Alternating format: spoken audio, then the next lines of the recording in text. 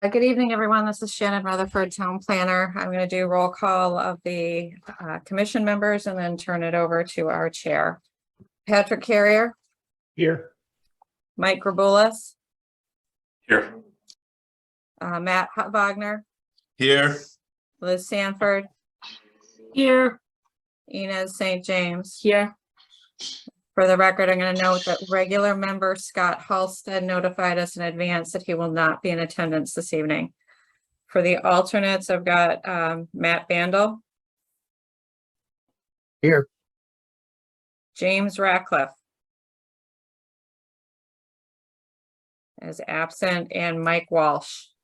Here. Okay. All right, let's do this. Thank you, Shannon. Good evening, everyone. This is Inez St. James. Welcome to Town of Farmington Plan and Zoning Commission meeting. Today is November 7th at 7 p.m. With our Secretary Scott being away today, Matt, would you be willing to act as the secretary for this meeting? Yes. Excellent. So if you can do the honors and read the legal notice, I would appreciate it. Sure, of course. Town of Farmington, Town Planning and Zoning Commission.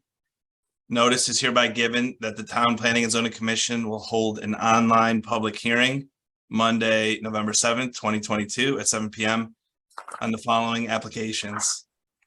Philip Guglielmo, application for special permit for expansion of home in excess of 30% and in excess of expansion granted by special permit December 2021 for 404 Main Street, R20 zone. Danielle Foss, application for special permit to raise 20 chickens at 325A Scott Swamp Road, R30 zone. Brianna Hilt, application for special permit to install trees in the ridgeline protection setback area to replace trees removed without approval located at 21 Ely Road, R80 zone. Carrier Holdings LLC, application for special permit to construction new homes greater than 3,200 square feet, 4,560 square feet at 1246 Dominique Courts, R30 zone.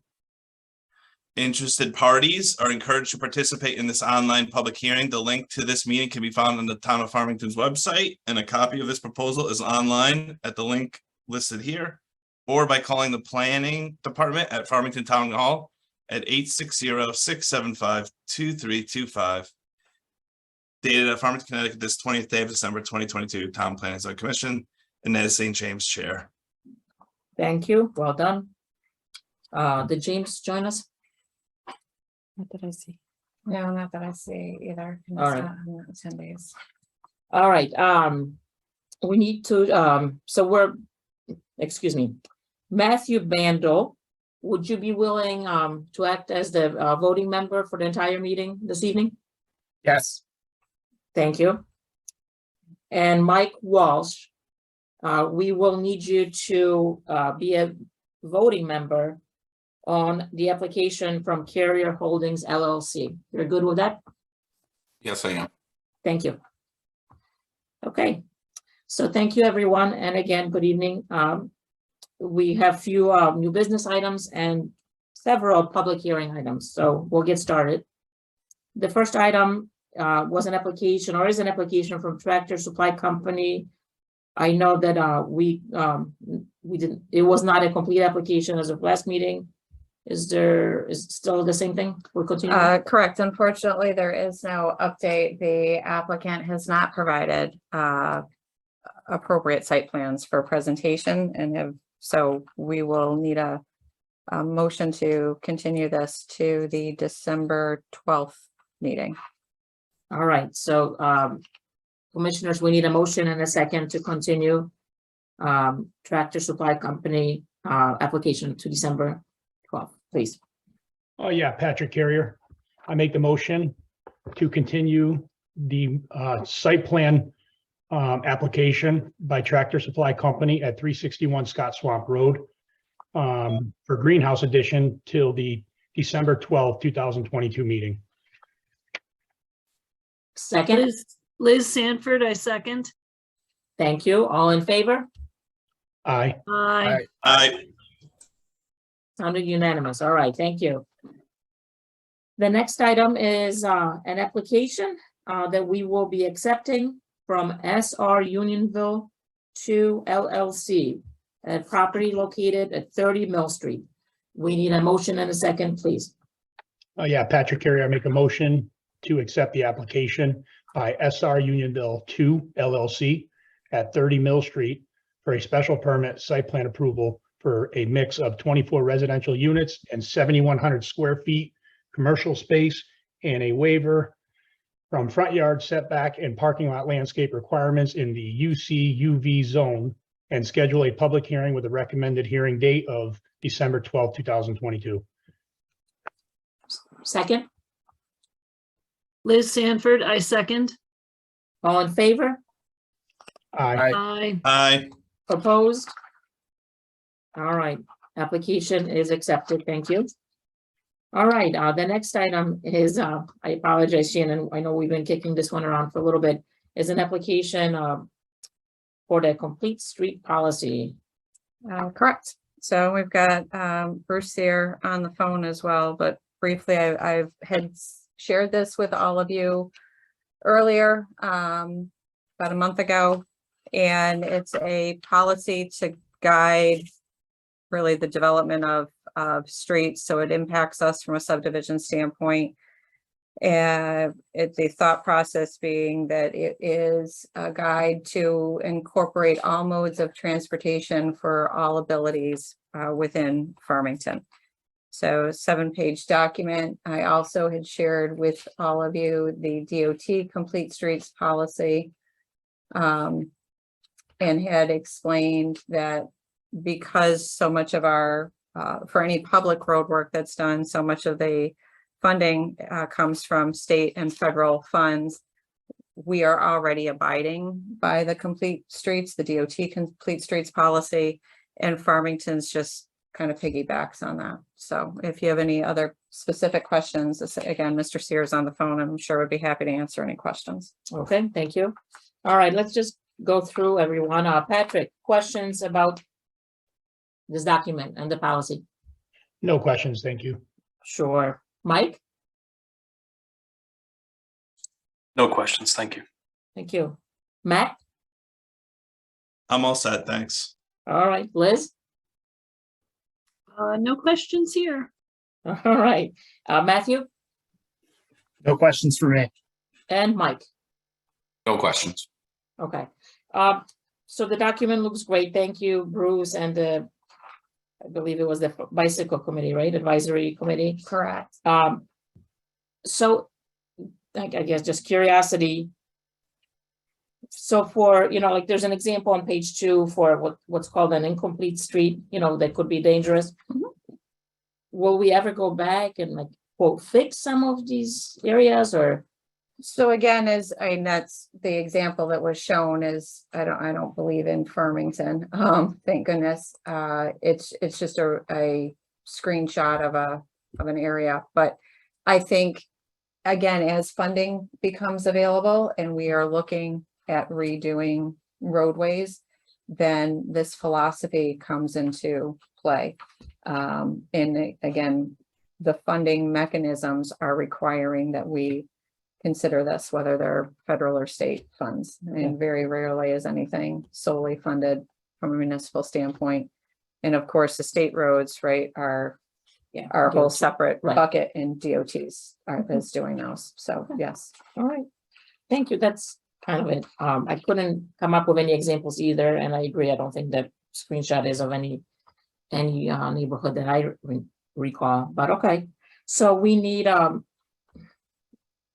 So this is Yeah, to what do we need? endorse, so it's for Sorry. a positive endorsement of the Complete Streets policy, and then it would go to town council for a final adoption as a policy.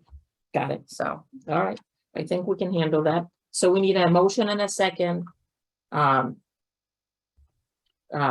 a positive positive endorsement. endorsement, please. Thank you. No problem. Yeah, Patrick here, I'd like to make a motion to, I'd like to make a motion to send a positive endorsement Mhm. of the Farmington Complete Streets policy presented by the town of Farmington. That works. Thank you. Second, please. Liz Sanford, I second. All right. All in favor? Aye. Aye. Any opposed?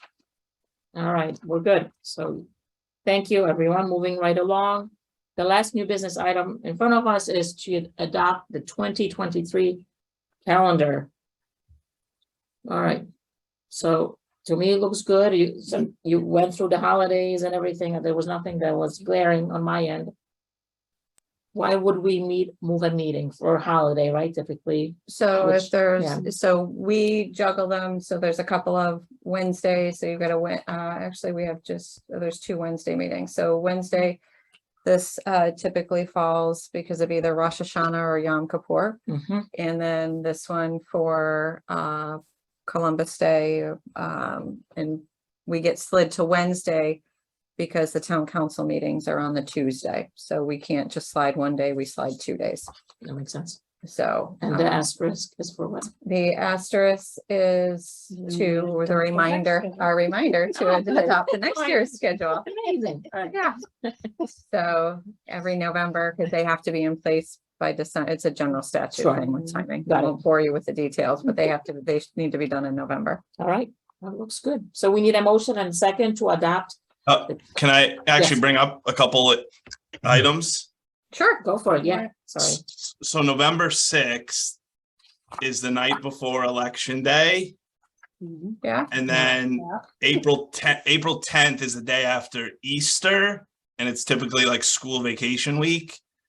Just to bring up those 2 dates stood out to me as I circled those when I looked at this. Yeah, so let's see here. So the week probably would be really difficult to do anything with. Are you able to go? Yeah, go to April, please. Those members then of this town council meeting. We have a council meeting then? Mhm. So, okay, so April, there's nothing else that week. Town hall's closed for Good Friday. I don't know. Sometimes they take off this week or they take, yeah, it doesn't Mhm. always line up with Easter, so I don't know what they are doing and I don't think the calendar. Yeah, it would be for the school year. I don't know. So Matt, you know, definitively that's the spring break week this year. Oh, yes. For Farmington Public Schools. And I don't know, unless it's gonna impact quorum, because you can see, Mm. so this shows you all the other meetings that we've Mhm. got. So we've got the following week. We've got the town meeting and there's no other meetings can be held on that night. And then we've got land use meetings every other night that week. But yeah. And so, and then we're right on, and the next one is our regular scheduled TPZ meeting anyway. Mm. This is budget, so yeah, April is really tough. It's one of those, you just gotta kind of deal with it. Because we've got a meeting every other night, the week before and the week after. Mm. So I don't think we can do anything with that. Obviously, if we end up with a quorum issue because everyone decides to go to Cancun for spring break, then we'll have to cross that bridge when we get to it. Yeah. And then in November,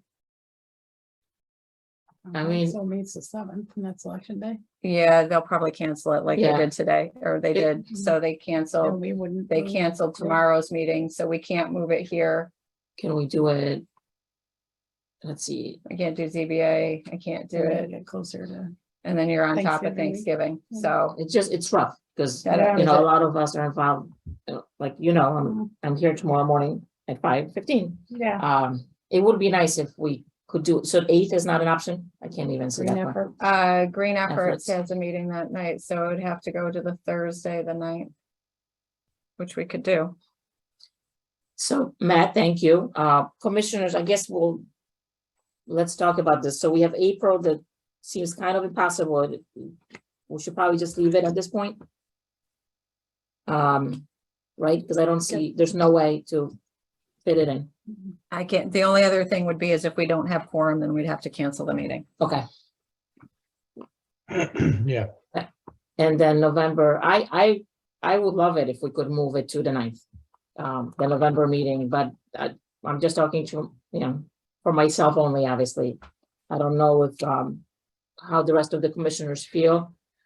Staffing wise, you're okay, Shannon, supporting the 9th if we had to? I think that's fine. It's the Okay. night before Veterans Day, but typically that's not. I mean, Okay.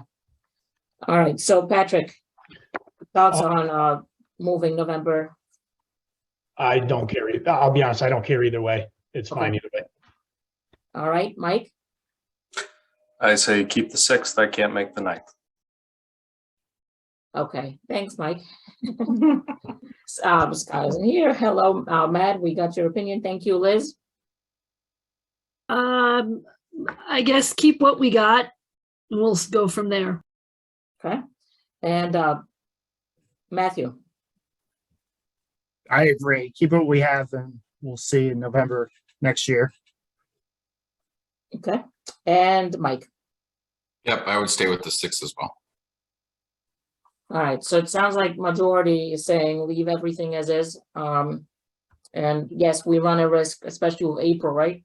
That we don't have, Yeah, and Yeah. if there happens to be a bunch of folks out because it's spring break week, then we'll Mm, have to cross that bridge when we Yeah. get to it, but I don't have a mechanism for moving I think this past April was the 11th, so the it would meeting. have been possibly the same. So, Okay. I don't yeah, know. I don't have a mechanism for moving the meetings because we're already booked. So that's Yeah. whether, if it's Zoom, then we're using the same Zoom. right, I understand. that. Or at the council chambers, either way. So whether we're live or remote, we're tied. Okay. So Matt, thank you for bringing this to our attention. The majority says to keep it the way it is. All That's how this all works. So that's. right. Yeah. right, thank you. Yeah. All right, so thank you though, the good items to consider. I don't have school age children anymore, so thank you. All right, so we did a motion and a second to adopt the 2023 meeting schedule. Oh, yeah, Patrick Carrier. I'd like to make a motion to adopt the 2023 meeting schedule. As presented, yep. Oh, And yeah. then a second, please, sorry, just threw that in. Liz Sanford, I second. All in favor? I, Aye. Opposed? I'm gonna vote no because of election day. All right, That's fine. yep, thank you. All right, thank you. Moving right along, we're gonna open up the public hearing portion of our meetings. This is where the applicant presents to the commission the application. We have a chance to ask questions. When we are done, any clarifying questions are answered, and then we turn it over to members of the public. So we have an item that's continued from October 24th. It's the application for 80 South Road LLC and Sager Development LLC. And this is a three-parter, right? We're looking at the zone change, right? Yes. We have the new text amendment. And then we have the property, The site plan. yeah, the site plan, okay. Madam Chair, it would seem, here we go. James Ratcliffe has called in. Okay, So, You wanna James, can you hear us? I can. okay, Okay, Sorry, I came in late, you guys. I had some serious system issues here. No problem. We just need to make a member change so that we have a full voting body. So, Okay, Madam Chair, do so- you wanna? yeah, so, okay, so, Matthew Bando and Mike Walsh, you were absent last time when this application was presented. James was here, right? Correct. So, I hate to do this midstream, but Matthew, I am going to ask that we switch you with James Ratcliffe just for this one, or, Mhm. yeah, Yeah, that's just for 80 South Road LLC. Okay, From, okay, Okay. so James, you're a voting member on this application, the 80 South Road Thanks. only. Yep, you got it, thank you. Okay, All right. so then we'll have a full 6. Yes, we do. Okay. Yep, thank you. Alrighty. No, that's a good reminder, so, Nope, Yeah. I'm glad I was able to get on. All right, so obviously a large project. We had lots of presentations. We already had an opportunity to ask questions, like where do we restart? So we're- So the applicant's on, we've got a new, I say new, it's a fresh slide presentation addressing some of the questions. There Yep. were staff questions and comments, and I Okay. think some of the discussion that came up at the last meeting. So my thought, if you agree, Madam Chair, was to let them go through their presentation, and then we can do, the commission can do questions. We'll do one more round of public comment. And then the commission can decide what they'd like to do from there. that works. Thank you. Okay, with that, Attorney Gomes, I will turn it over to you, I presume. Yes, thank Perfect. you. Wonderful. Good evening, Madam Chair, Commissioners. Nice to see you all again. My name is Andrea Gomes. I'm an attorney at Hinckley Allen, here tonight on behalf of the applicants.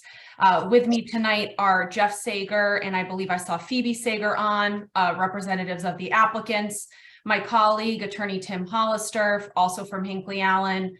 We have Attorney Christian Hoeb from the law offices of Christian R. Hoeb on as well. Jeff Board from Bowler Engineering, Laura Krosky from Krosky Architects, and last but not least, Mark Vertucci from Fuss and O'Neill. Since we were last before the commission in October, a number of things have happened. First, our team submitted responses to all of the outstanding staff comments at that time. Our responses included narrative responses, a revised plan set, and revised stormwater management report, and those were submitted on October 27th and 28th. In general, we accepted all of the town staff comments, which is reflected in the updated materials. On November 2nd, the Farmington Inland Wetlands Commission approved our application for a regulated activities permit for the same proposal, and that was based on the revised material that the commission has before it tonight. Then earlier today, we submitted the final text for the proposed regulation amendment for the South Road Opportunity Zone, or SROZ. The final version incorporated just a few last tweaks to the language after discussions with town staff. I'll pause here just to say that we appreciate, as always, town staff's diligence and contribution to the application process, including the proposed regulation text. We now have a better application and a better plan, and we thank town staff certainly for their contribution to that. So our goal for tonight, Madam Chair, is certainly not to replay the entirety of our presentation from October 24th, but to briefly summarize the changes to the plans and to address a few topics raised by the commission and or town staff since we last met. I'm obviously kicking it off, but then I'll hand it over to Jeff Board and then Mark Vertucci to step in and address a few items. I will then conclude. Of course, the rest of our team is on and available to answer any questions to the extent they're not addressed during our presentation. And as with last time, Madam Chair, I'd respectfully request that the commission just hold its questions until the end of the presentation to just streamline things a bit. So before I do turn it over to Jeff to detail some of the plan changes, I have a few additional pieces of information to touch on. Shannon, would you go to the next slide, please? Thank you. So as the commission may recall, we presented a very similar table to the commission during the October 24th public hearing regarding the maximum incomes and gross rents for the community. We inadvertently left out the figures for the studio apartment units, which the commission requested. So before you here is the updated chart. The commission will see that the gross rent for a studio for those persons or families earning 80% or less area median income, or AMI, is $1,578. That number goes down to $986 if you're at 50 or below AMI, and then it jumps down further to $591 if the person or family is at or below 30% AMI.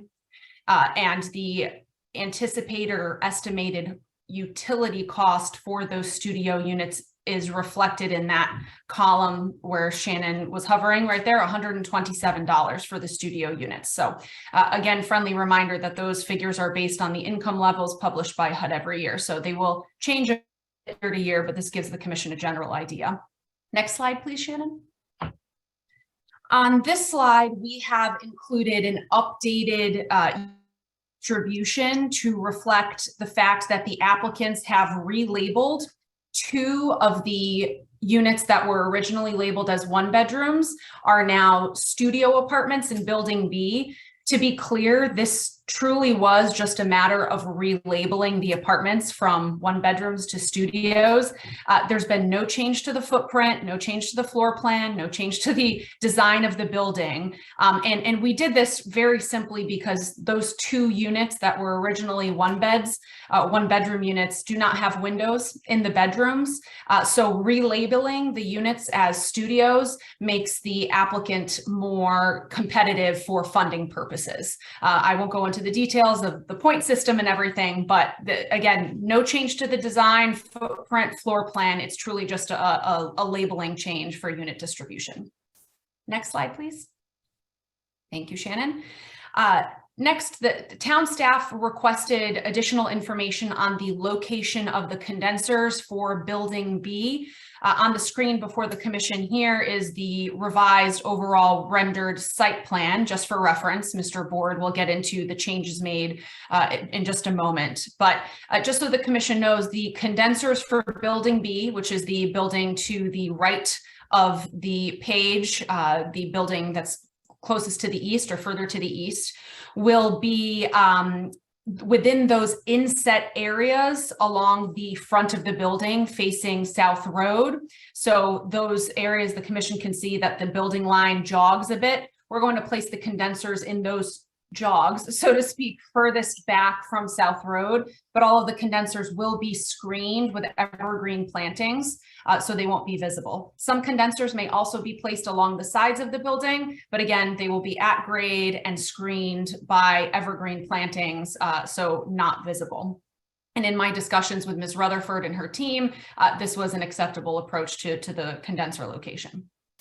Last but not least, I don't have a slide for this, but just for the commission's information, we did revise our building height calculations at staff's request to account for the fact that our buildings have varying building heights, depending on which portion of the building you're looking at. So taking into account that varying roof line, again, we did not change the building whatsoever from what the commission has before it, but we essentially just redid our math and at staff's request. And the revised calculation confirms that Building A comes in at 40 feet 5¼ inch tall, while Building B is at 39 feet and 10½ inches. So after consulting with staff, we ultimately revised the text of the proposed SROZ regulation to increase the maximum height in the SROZ from 40 feet, which is what we originally proposed based on our prior math, up to 42 feet. Again, this 2-foot de minimis change was reflected in the final language that the commission received earlier today from staff. With those couple pieces of information, I know I jumped around a little bit, but I will now hand it over to Jeff Board to discuss the plan changes. Thank you, Andrea. For the record, my name is Jeff Ford, professional engineer in the state of Connecticut with Bowler Engineering. I just wanted to thank staff again for their thorough review. We had a really good review letter that we had a couple weeks to go back and go to the drawing board and edit a few things here, and no substantive changes were made. But I'll walk you through some of the basic items that were updated, as I think it is a benefit to the project as a whole. One of the things that we had talked about, and Andrea brought up the inland wetlands approval, during the site walk, we had originally been proposing a couple of direct stormwater discharges into the existing culvert in between the 2 buildings here. Those direct discharges have been removed. We've actually brought those onto our site for both Building A and Building B and exited them, one into a rain garden on Building A side where the hand is, and then for Building B into a level spreader in that area so that there'd be no direct discharges. We also are proposing to repair the riprap that's existing on site in that culvert. It was pointed out a lot of it had eroded away over the years, and we're basically going to be restoring that back to how it should have been designed originally by putting new riprap down and stabilizing that channel. And one of the other things they had asked for was the removal of invasive species throughout that stormwater channel that's there now from north to south. So we're also proposing to do that as well. There's also several comments we received from staff regarding the sidewalk location relative to some existing poles and guy wires on site. We have made some adjustments to those sidewalks. Based on that review, and part of what we'll have to do next is go to the Connecticut Department of Transportation for an encroachment permit, where we'll actually propose even more detail just within the right of way here as to how that sidewalk works, the grading around it, and then the utility penetrations that are out to South Road as well. So that process will start upon us getting through planning and zoning here. There are also several landscaping revisions. Staff had some concerns about our placement of the original trees. We had a couple of them just over the right of way on South Road. And the concern being that if DOT didn't approve those and we had to make some substantial changes, we'd end up having to come back and or revisit some of the design. And we were able to pull those back onto our site. So now it takes it out of the DOT purview and it can remain as designed and really lead to a nice aesthetic as you're coming into the property here. We also have evergreen screening to the west of Building A along the property line there. And I know there had been some discussion about along the rear property line and doing some additional screening as well of the evergreen variety. One of the bigger changes, and I think this was part of one of the comments we received, there was a retaining wall that we had proposed, and due to the grade changes, there was about a 4-foot fill behind Building A on the, thank you, Bruce, on the, or Shannon, whoever's controlling. In the back there was a retaining wall that was about 4 or 5 feet of fill on that building, and that retaining wall was really close to that property line there. And it was just extra work that we were doing within the upland review area that really wasn't necessary. So we went back to the drawing board and basically provided just decks. So it has a residential deck feel to it and a lot less disturbance. It can remain more natural grade within that upland review area and outside on the back. So it was actually, it cleaned it up pretty nice and addressed some of the comments we received regarding that actual retaining wall there. Bruce, if you go to the next slide, might be a couple now, it's sheet 7. This is just the cover sheet, which had the new revision date on it of 10/28. This one here, and this will be hard to see, but the stormwater management plan, as we presented it last time, I know we got into a lot of the detail. None of that has changed other than those direct discharges I spoke of. We're still in compliance with the 2004 Connecticut Stormwater Quality Manual. One of the benefits and what came out of the town staff review was the addition of a hydrodynamic separator or a water quality structure that was provided prior to the underground basin. So we did that for both the Building A side and the Building B side at town's request. That was another added benefit that just adds another level of water quality treatment where we were already consistent with the manual before. Now it's kind of a belts and suspenders approach, having the multiple treatments throughout the system. We also looked at sight lines, and I know Mark Bertucci will get into some of the mid-block crossings that we had presented at the last meeting. So that remained unchanged from the previous. And other than that, again, no substantive changes were made to the plan. The design intent that we presented at the previous meeting remains the same. So I'll turn it over to Mark Bertucci to get into the traffic. And then once we do wrap up with Andrea, I'd be happy to answer any questions from a civil site standpoint. Great, thanks, Jeff. Good evening. I'm Mark Bertucci. I'm a senior transportation engineer at Fuss & O'Neill in Manchester, also a registered professional engineer and professional traffic operations engineer.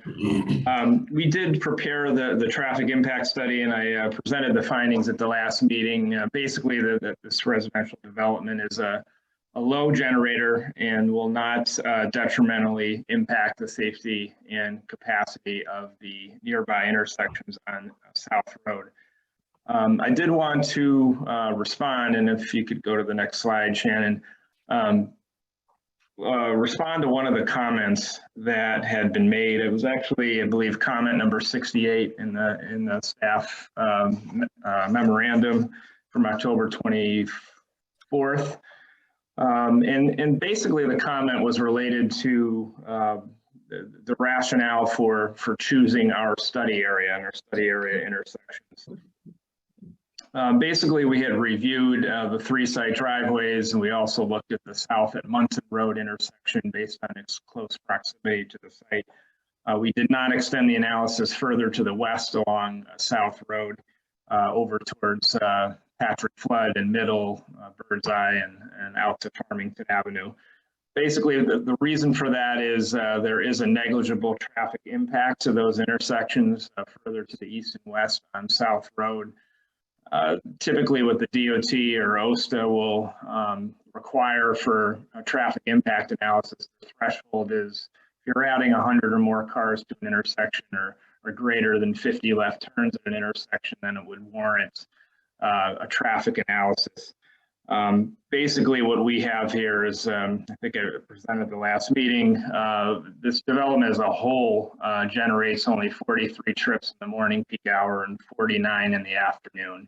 And when these vehicles exit the site, a portion go to the west, a portion go to the east. So by the time you're all said and done, the amount of traffic we're actually adding to the intersections on South Road is quite minimal. So it's only about 11 cars westbound and 3 in the eastbound direction in the morning peak hour, and 6 westbound and 11 eastbound trips in the afternoon peak hour. And again, that's on South Road west of the site. Just to give a point of reference, those trips, so there's currently about 1,200 vehicles at those intersections on South Road in the peak hours. So, when you do the math, it's only a very small 1% increase in traffic, which really isn't noticeable to the typical driver. And that 1% increase would apply to the intersections at South and Middle Road, to South at Patrick Flood, and further off to the west towards Birdseye Road and Farmington Avenue as well. We did have some historical count data at the intersection of South at Middle Road from the Yukon Health Center study that had been done a few years back. So we did run a capacity analysis at that intersection just to confirm that the impact was minimal. And if you go to the next slide, Shannon, I'll show the results there at the top of this table. You'll see there is no reduction in level of service at any of the movements at the South at Middle Road intersection. There is some delay coming out of Middle Road, that southbound left turn there, but as I said, we're not decreasing the level of service, and we're not adding any trips to that movement. The Patrick Flood intersection, which was mentioned in the comments, we did not have historical count data there. However, given the proximity to South at Middle, the volumes are very similar. We would expect the same de minimis impact at that intersection if we were to have run this level of service analysis. So with that, again, the conclusion of the traffic study is that we have no significant impact to safety or the capacity of the intersections on South Road from this residential development. I can take questions at the end, but I'll turn it back now to Andrea just to wrap things up. Thank you. Thank you, Mark. I appreciate it. And apologies, Bruce, if you're the one controlling the screen. I can't tell. So whether it's No, Bruce or it's Shannon. I've got it. Okay. Bruce is online, but phoning in remotely, so I've got it. Okay. So you're multitasking. I appreciate it, Shannon. Thank you. Madam Chair, before I begin my closing comments, I have 2 requests for the commission, please. So the first request has to do with parking for the proposed community. By way of background, the proposed SROZ regulation, the commission looks at subsection D5, provides for a parking ratio of 1 space per studio or 1-bedroom unit, and 2 spaces for units of 2 bedrooms or more. However, the SROZ also provides the commission with the ability to reduce that parking ratio to 1 space per studio or 1 bedroom and 1.5 spaces for units of 2 bedrooms or more when there's evidence in the record that less parking is needed through the use of alternative transportation methods. Here, as the commission may recall from Mr. Sager's presentation at the October public hearing, 15 of the 65 units we're proposing here will be designated as supportive housing units for FAVAR, which again, as Mr. Sager went into detail, FAVAR is a nonprofit that serves Farmington Valley residents with developmental disabilities. Transportation for FAVAR tenants will be provided by FAVAR using FAVAR owned and operated minivans.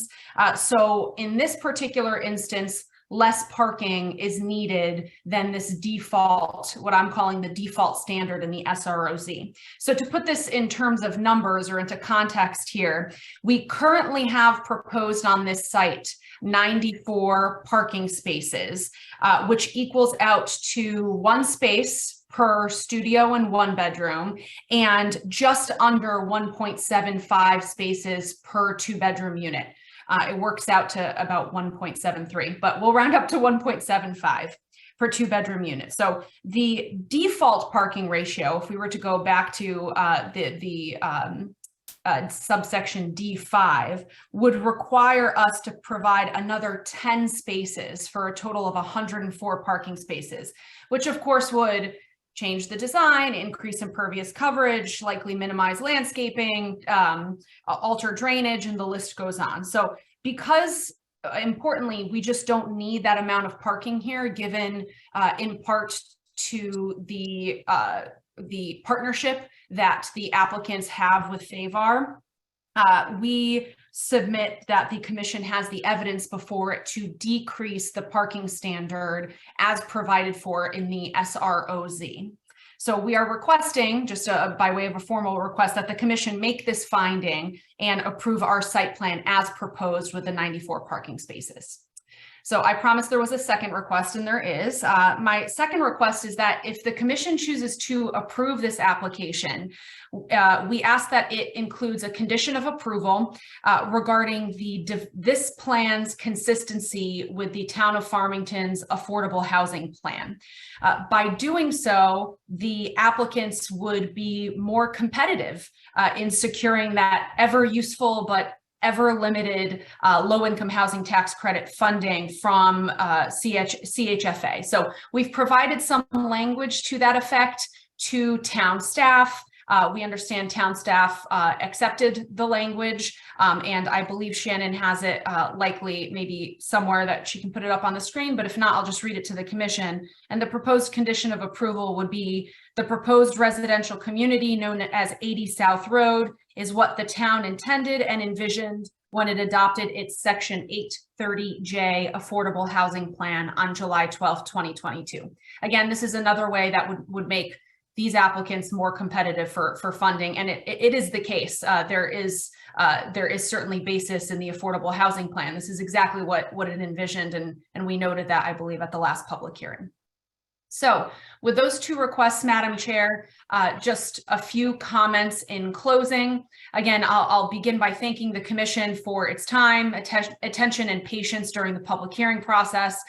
My job now is to take what the Commission's heard and summarize it into a digestible soundbite, if you will, in essence, explaining why the Commission should approve the application. Fortunately, my job is not all that hard tonight because this development plan, this proposal, this 3-part application really is a slam dunk. Or as my colleague Tim Hollister said at the last meeting, it checks all of the boxes, and it truly does. First and foremost, this application meets all of the 830G criteria. The record shows that the site can be constructed and operated as proposed with no public health or safety concerns. You've heard testimony from each of our consulting experts to that effect, and town staff doesn't have any outstanding public health or safety concerns, which is reflected in their agenda reviews for tonight's meeting. In addition, while I'm talking about town staff comments, I will note that we did receive some additional comments from Mr. Sear earlier today before the meeting. Those comments are essentially requests for clarification or additional details, which can be addressed as conditions of approval. And staff agree that that was noted in the memorandum from Bruce as well. So again, no public health or safety concerns, 830G criteria is met. To put it just generally, this is the right plan for the right site at the right time. The proposal is infill development, meaning we're building on underutilized parcels that are already surrounded by development and infrastructure.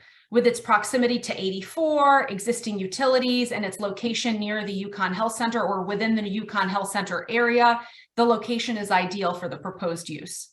The commission heard last time that while Farmington is certainly ahead of the curve in terms of providing affordable housing, it still needs more. The commission heard testimony about wait lists for 3, 4, 5 years. I believe the staff review, the agenda review that Ms. Rutherford and her team authored notes additional waiting times for sometimes up to 8, 10, 12 years. This proposal will help move the needle in the right direction by providing that housing. As you heard Mr. Sager discuss last time, an applicant need only restrict 30% of its units, or in other words, in order to comply with 830G, you really only need to provide 30% of your units for a set-aside development. Here, the applicant is anticipating 80% of its units will be affordable.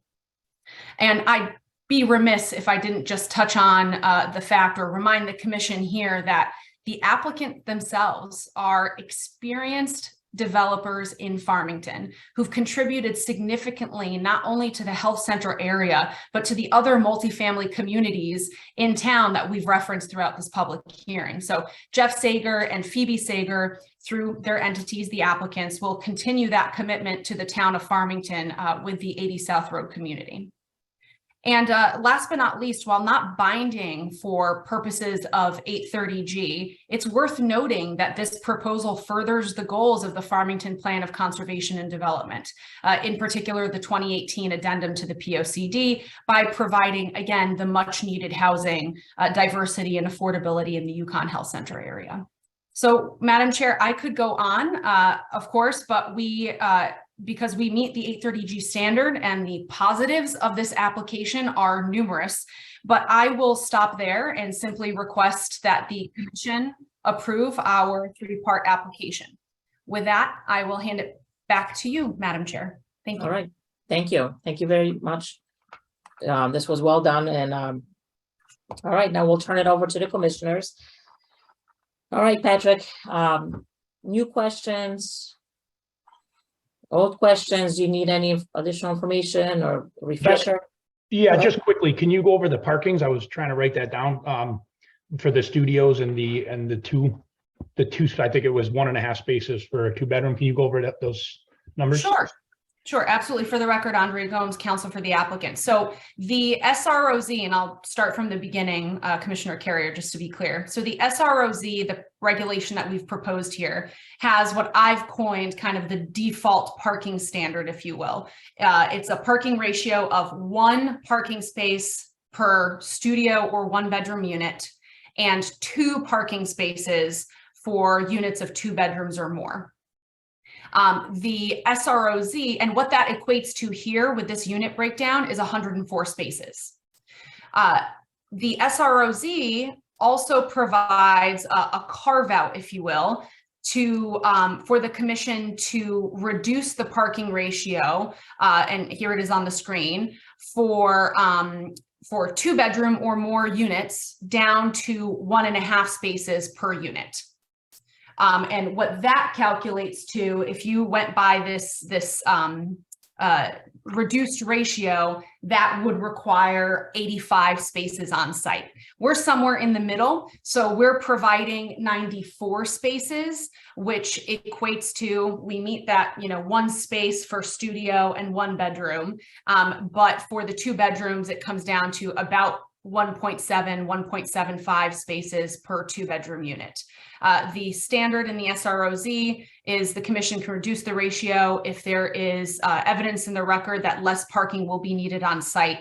And what we're submitting to the commission is that the applicant's partnership with FAVAR, those 15 units, those tenants won't have transportation other than what FAVAR provides to them. So here we have evidence in the record that we don't need those that default parking ratio, if you will, and the commission can find through that evidence that the lower parking standard is appropriate for this site. Okay, yeah, thank you for the clarification. And Madam Chair, no more questions All right, thank you, Patrick. Mike? This question's for Shannon. Is town staff comfortable with that parking adjustment? Yes, we are. Okay. No additional questions since last week. Thank you. All right, thank you. Madam Chair, may I add to the parking response, if I may, please? Go ahead. Can you hear me? Yes. Yes, we can. Yeah. May I add to the parking response, please? Oh, yes, absolutely. Yeah. So we have a bunch of multifamily communities, and I've looked at the parking requirements very, very carefully because it's always important what we're building for. You don't want to pave too much area. You certainly always want to have enough parking. And I have found, and again, we've looked at this exhaustively across a couple thousand units, and the number is 1.35 per unit. So that's what we've found, and certainly with this unit allocation, that would be the number that I would anticipate, except that here you have some real mitigating factors, what FAVAR Council has talked about.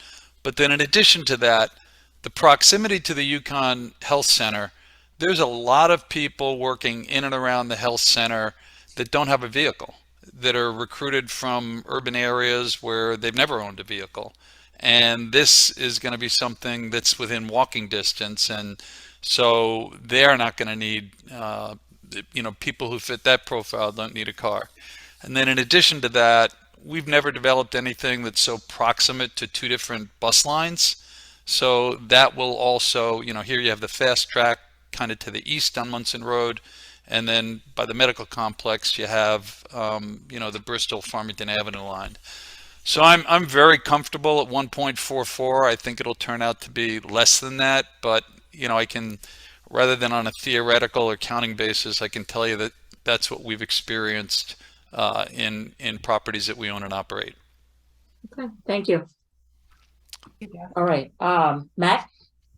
Yeah, just on the mix or type of parking, you mentioned the favor parking and there being more vans or buses. Is there any of that parking here? And also it looks like just on the map, there's only 4 handicap parking. Is there a need for more handicap parking spaces because of, this population of individuals in this complex? So I can jump in on that, Commissioner. Again, Andrea Gomes for the record, counsel for the applicants. I will actually look to Mr. Sager to confirm that the FAVAR residents do not have transportation on site. It's FAVAR vans that are kept elsewhere, right, Jeff? Correct. Yes. So, Commissioner, the FAVAR owned and operated vans will be kept off-site. They won't be on-site. They'll just be coming to do pickups, drop-offs, and things like that. With respect to the accessible parking spaces, my assumption is that that is the number required by code or by the ADA. So that's what we've provided. And again, given that those FAVAR tenants or residents, will be having off-site transportation, there really isn't a need for more than that here. Okay, great. Thank you. Absolutely. Anything else, Matt? That's it. Thank you. Okay, sure. Liz? This is a little bit more of a curiosity question. In addressing the whole walkability of the area, I'm a big walker, so I'm big in favor of this. I just can't remember where the crosswalks are going to be to access the other side of the street. Is that available? That's one. Is there one at the other end also? It is. It's Okay. just off the edge of this because the frontage sidewalk, excuse this is Shannon Rutherford. I'm just going to jump in.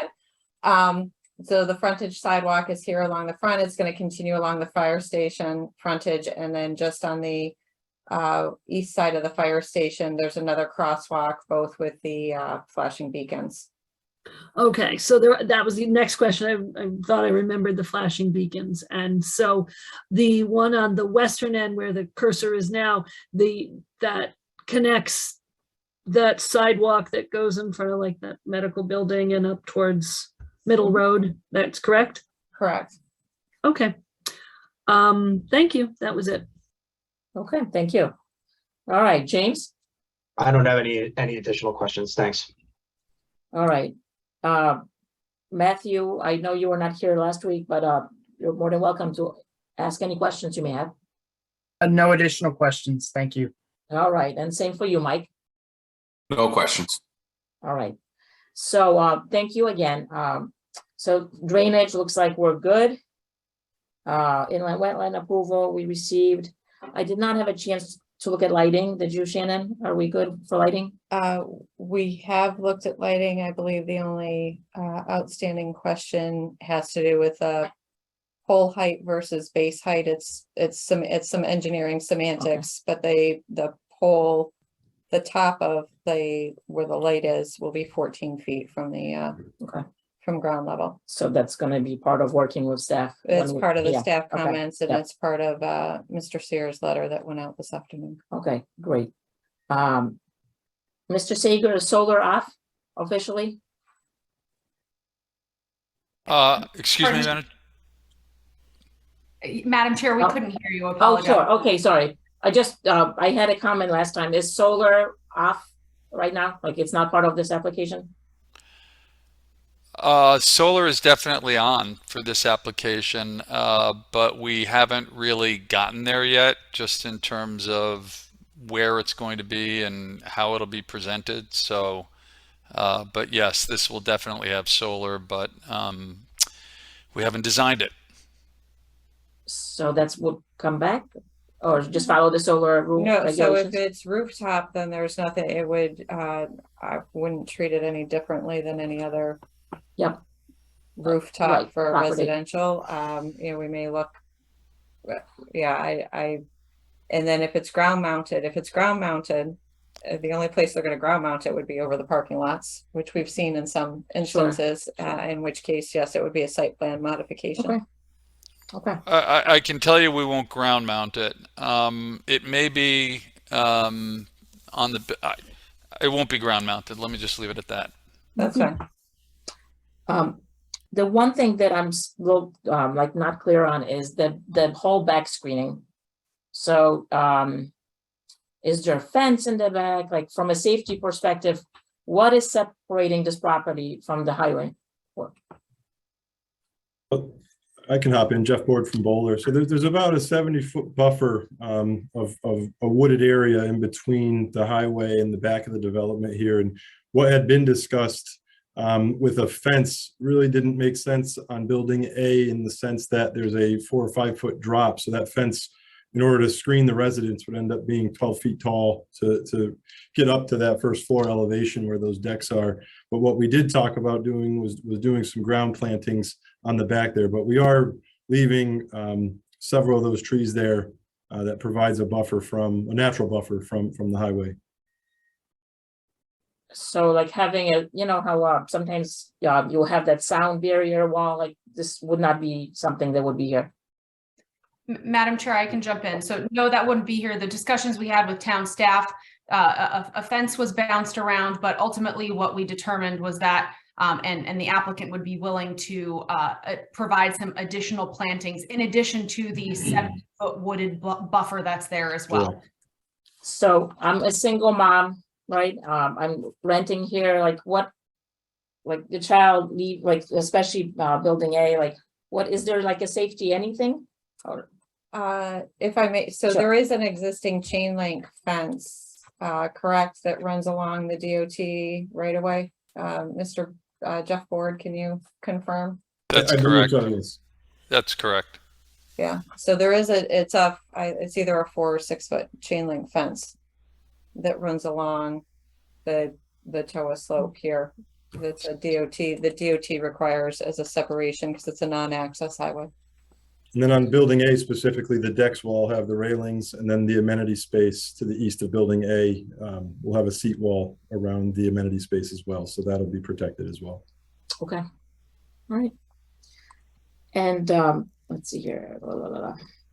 We didn't receive any new correspondence, correct? There is no new written Okay. public correspondence. Okay. No, ma'am. And 1 second, I'm almost done. So That's okay. parking is good.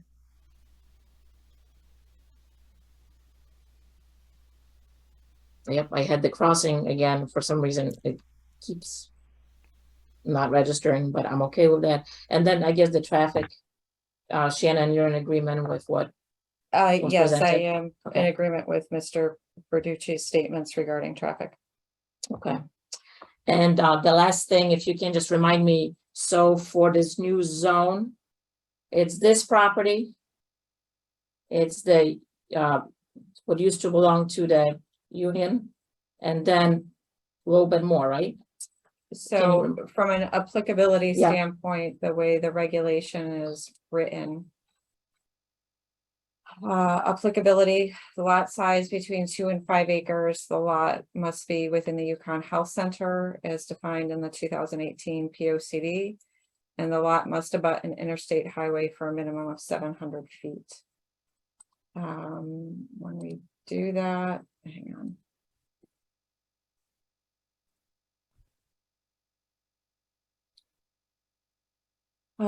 So these are the 3 lots in question, 62, 88, 64, and 88, 80. So that's the current application. Yep. So with the applicability, the way it's written in the zoning reg at this particular time, it would also be able to be applied to these lots here. So continuing along the South Road frontage to the west.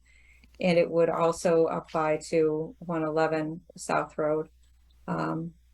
So yes, I guess understanding the nature of an 8-30G application, any applicant could come in at any location to make an application. We just did this with a little bit of forethought, and the applicant was agreeable to modify the wording to include those additional lots, but again, any applicant could come in at any location. Okay. I am all set with questions. Okay. All right, thank you. Okay. All right, I guess this is the moment we turn it over to see if there's anyone that is online that called in. Okay, so if anyone has called in from the public that wishes to make a comment regarding the 80 South Road LLC application regarding housing, please raise your hand using the feature in Zoom. You will be acknowledged to address the commission.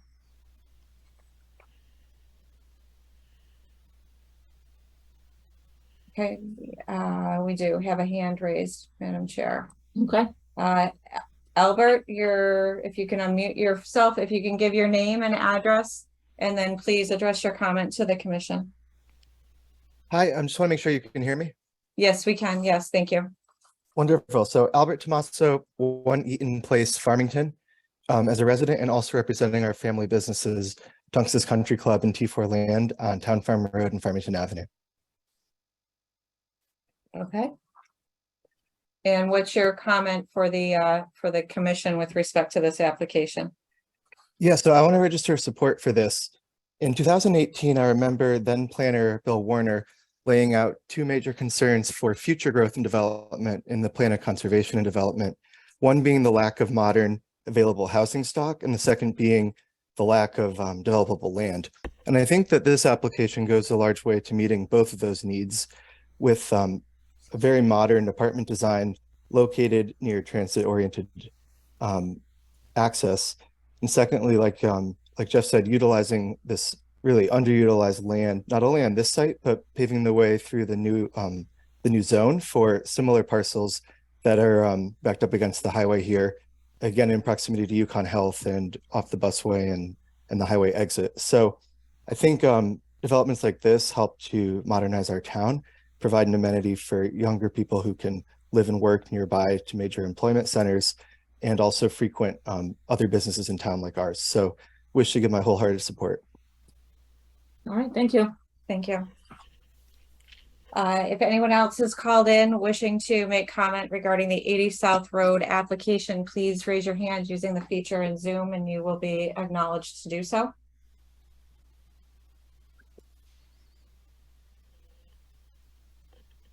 Okay, Madam Chair, there are no other hands raised. All right, thank you. Commissioners, do you have any last minute questions? Hey, I'm sorry. So the zone change could affect more parcels than just this, is that correct? So we could have more units spread out to the left and right? Is that how to think about it? To kind of repeat of what you just went through, Shannon. Certainly. So yes, the way that the text amendment was written, and this was to be clear, this change in the text amendment was at the request of town staff. The original text amendment was written in such a way that it required 1,000 square feet of linear frontage and up to 4 acres. So it would have only applied to these 3 lots. It was at my request, based on our affordable housing plan, the POCD, and just an understanding of the area. And an understanding that an again, I'm back to an 8-30G can be brought forth by anyone at any time to be implemented pretty much at any location in town. There are some exceptions. That the thought process being to get a regulation that would apply to more than one location in this area, so that we aren't necessarily having to go through a brand new text every single time for this location. We've got a framework, and then knowingly that it could apply to some adjacent properties. So yes, as I noted, it could apply to the remaining properties from the edge of this current development to the west to Patrick Flood, and it could also apply to the 111 Munson, or sorry, South Road property as it's written. It also doesn't prevent anyone from doing a text modification to it or coming in with something different. Madam Chair, if I may, this is Tim Hollister. I just want to point out, but the zone change that's on for tonight is just the 3 parcels. Correct. Yes. Thank you. Yeah, so the text amendment is applicable the way it's written to multiple, but the zone change, correct, is That's a just good, the yeah. application this evening is just for 62, 8864 and 8880. That's right. So are we approving the entire span text amendment and the zone change and this? So I'm, again, just to Yes, clarify you have that. to do, so we have to approve, you can't approve the zone change without having the text amendment. So that's why there's three approvals this evening. The text amendment has to be approved. So, right? yeah, no, I get it. I guess I'm trying to wrap my head around why do we need to be so expansive with the text amendment? Like, are we trying to create like an affordable housing zone just in this one strip, just next to the highway? Or I'm just not clear on that one. Just to save us time. Was, well, not so much just to save us time. It seemed like a prudent endeavor since we were looking at this already, and it's consistent with the affordable housing plan and it's consistent with the POCD. And again, it doesn't get implemented unless somebody comes forth with another application. I don't have anything. No one's spoken to me about it. No one's done anything there's been no inclination other than we have an affordable housing plan. We're obligated to make improvements to try to implement this and make steps forward to provide more affordable housing in Farmington. It seemed like a good opportunity to broaden this a little bit without going way, it's not an entire, the whole northeast quadrant of Farmington. Got it. Okay. Yeah, so Shannon, if I may, just to put one more spin on that, if I may, for the commissioner. The commission would be approving, Commissioner Hood-Wagner, this is for you. The commission would be approving the SROZ regulation amendment to add that to the zoning regulations. But the zone change, as Tim Hollister just noted, would only apply to our 3 parcels that comprise this site. If another applicant wanted to come and change the zone to the SROZ, they would have to come before you for an application for a zone change. So even though the SROZ could apply to these other parcels near our site, this zone change does not impact that. That's helpful. Thank you. I'm good. Thank you. All right. Thank you, everyone. And commissioners, any other commissioners want to weigh in, have the last minute questions or concern about voting today, or maybe are not ready? This is your chance to speak up. We're good. Okay. It sounds like we're okay to close the meeting. All right, let's do it. Just unless the applicant has any final Yes, comments. yeah, you're right. Thank you. I'm not sure if you all heard this, so I plan on closing the public hearing unless the applicant would like to say any final words to us. Madam Chair, if I could. So, Madam Chair, members of the Farmington Planning and Zoning Commission, Jeff Sager, 15 White Oak Road. So, thank you so much for listening. This presentation doesn't lend itself to brevity, unfortunately, and you've been very patient and your questions have been very thoughtful, but I want to thank you for all the time and consideration you've given this. I just want to assure you that we've worked very hard to develop a proposal that will fit within the neighborhood. And I really think that's key. I do think that it fits within the neighborhood. I think it's a strong proposal. I think it's the right location. And I think it fulfills a documented need that we have here in town. It gets us a little bit closer to the 10%. And that's it, really. That's all I wanted to say. But I hope that we've earned your approval, and that's it. So thank you again for listening. Thank you.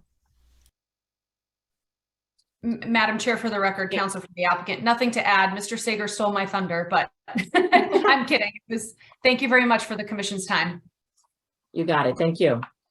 All right. At this point, the public hearing on this application is closed.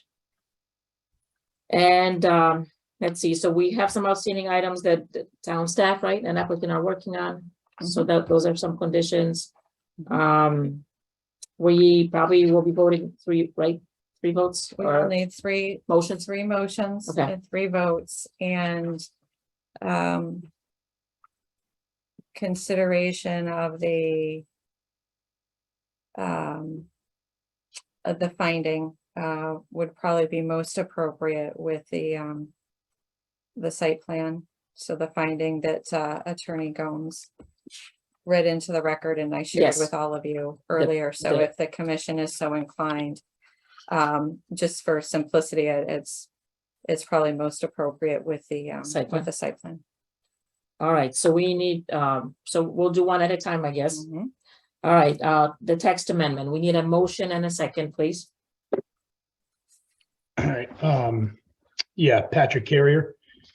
Okay, so I'd like to make a motion to approve the application by Sager Development LLC and 80 South Road LLC for amendment to zoning regulations to add the South Road Opportunity Zone, SROZ, with an effective date of 16 days after legal notice is published in the newspaper. Perfect, Patrick. Thank you. Yep, and second. Liz Sanford, I second. All right, discussion regarding text amendment. So there were some last minute changes to the height and the front yard, right? I think that was the last modification. The modification had to do with the landscape buffer for the front yard. Yeah. Yes, Okay, correct. no discussion, we're good, okay? All right, I'm hearing nothing. Everyone know what we're voting on? All right. All in favor for the new text amendment? Let's actually just go Patrick, Aye, yes. Mike, Yes. Matt, Yes. Liz, Yes, and James. Yes. Okay, and I'm also a yes. So next one? Yes. Yeah, all right, it's the zone change, please. Okay, yeah.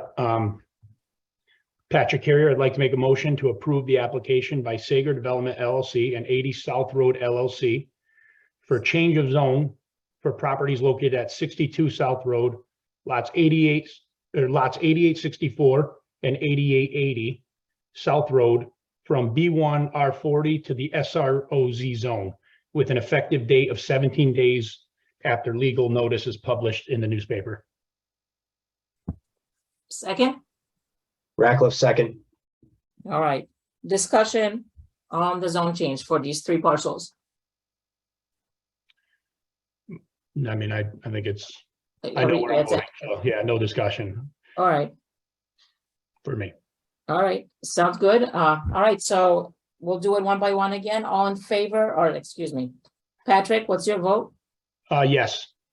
Mike, Yes. Matt, Yes. Liz, Yes. James? Yes. And I'm also a yes. Okay.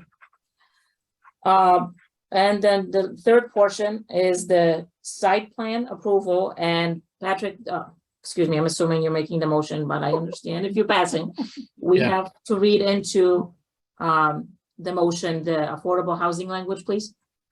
Right, and that's and I'm reading that on my phone here. That's the proposed residential. Yes, community. yes, And then yes. where do I add that part? And then also, where are we making mention of the 1 space per studio and the 1.5 space for a 2-bedroom?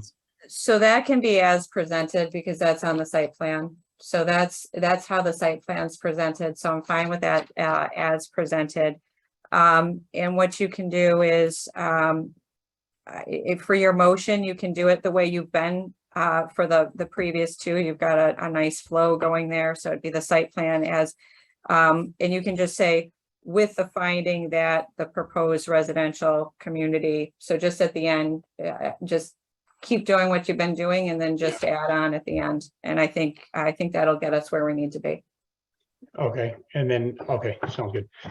All right, Patrick here, I'd like to make a motion to approve the application by Sager Development LLC and 80 South Road LLC for site plan approval for multifamily residential community proposed pursuant to CGS 8-30G for properties located at 62 South Road, lot 8864 and 8880 South Road. With the finding that the proposed residential community known as 80 South Road is what the town intended and envisioned when it adopted its section 80-30J affordable housing plan on July 12, 2022. And with the effective date of 18 days after legal notice is published in a newspaper. Matt Hudbagner, second. All right, discussion. Everyone good? We know what we're voting on. I think this is. I'm sorry, did I have to say as Yeah. presented, add as presented? Because of the bedrooms? But he did already. Yeah, I Yes. think, yes. We're- So go ahead. Yeah, as presented. And then Matt, you second it. Go ahead, Patrick. Good job. All right, we're good. Oh my gosh. Okay. Not So, discussion, comments. I think, what we saw this evening and obviously prior to today is, well, I'm very excited. I'm very excited for town of Farmington. I think, the buildings are beautiful. It's, the location is perfect from walkability, from transportation. I wish it was closer to a store. That would only be my only, wish. But this is an example of smart planning, and I do think, Shannon, including the additional parcels was the way to go. And thank you for capturing that. If we do not have any further comments or discussion, we're gonna do the vote. So, all right, for site plan approval, Patrick, Aye, yes. Mike, Yes. Matt, Yes. Liz, Yes. James, Yes. and I'm a yes also. Woo, congratulations. I'm so excited. Thank Thank you you. thank you very much. Thank Thank you. you. This is great. Great job, everybody involved, including town staff. Oh, done. absolutely. And they will continue working on it. Shannon and Bruce and everyone, but that's awesome. Wow. Okay, moving on. Moving on. We, the next application is, it's an application from Philip Guglielmo. It's for a special permit for expansion of a home in excess of 30% and an excess of expansion granted by special permit in December of 2021 for property located at 404 Main Street, R20 zone. And who do we have? We do have Mr. Guglielmo. Madam Yes. Chair, would you mind just for the record clarifying who our voting members are for this? We're Yes, gonna go yes. back I to. was just about to Yeah. say the same thing. Shannon, Yeah, thank so, you. yep, so obviously the regulars, and then for this application, Matthew? Yes. Sandel. Yep, Yeah, so we'll go back to Matthew Bandel then. Okay, thank you. thank you. All right, yeah, no, that's good.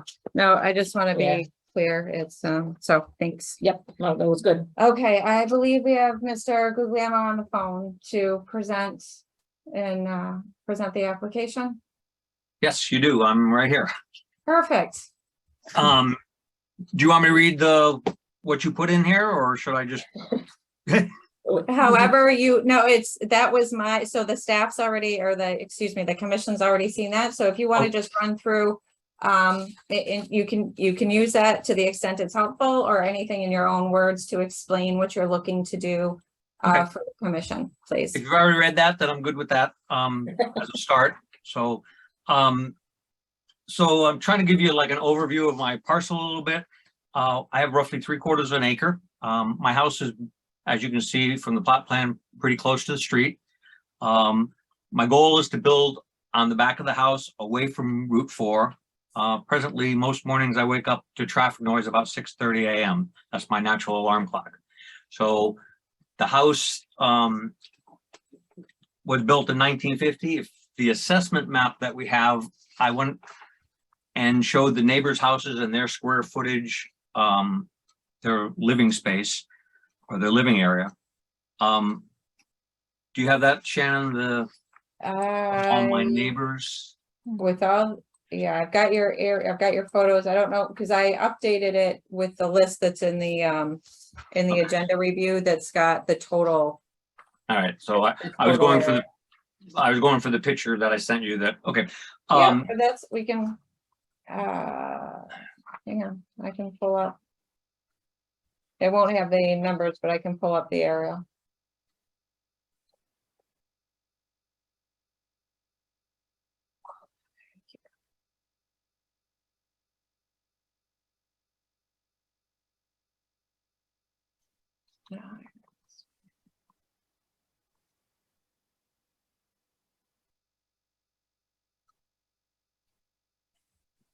So these are the neighboring properties.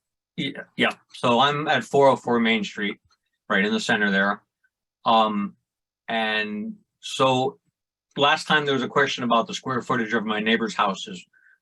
Presently, the smallest house is next to me at 408, which has roughly 1,000 square feet, 1,008 square feet of living area. And on the other side of me is a larger parcel or a larger house that has roughly 3,168 living area. And then if you go up to 412 and then up Old Canal Crossing, most of the homes are between 2,000 and 2,900 square feet of living area.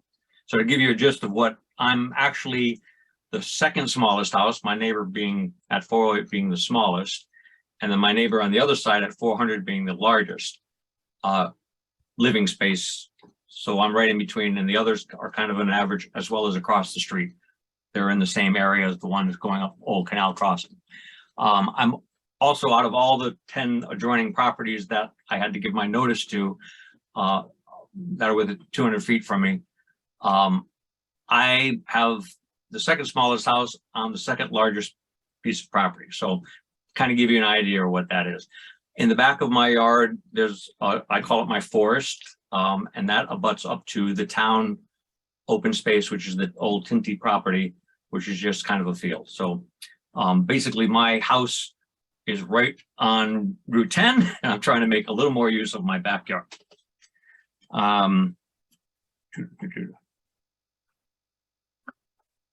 The proposed addition is on one floor. It is behind the house and it's not visible from the street. So the two neighbors on my right and my left, as you're looking from Route 10, are the really only people that have an opportunity to see it.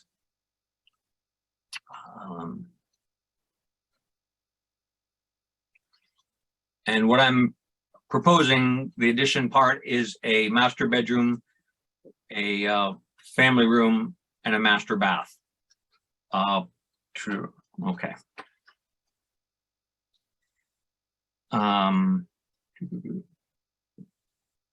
If you'd like to go to the video maybe now.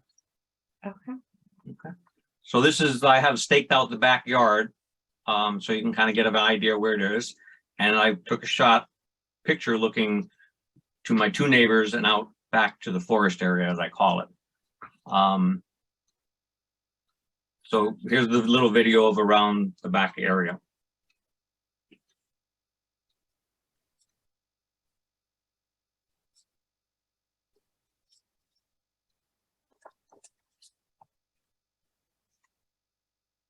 Making note of the hatchway that's right there. That will come up in a little bit.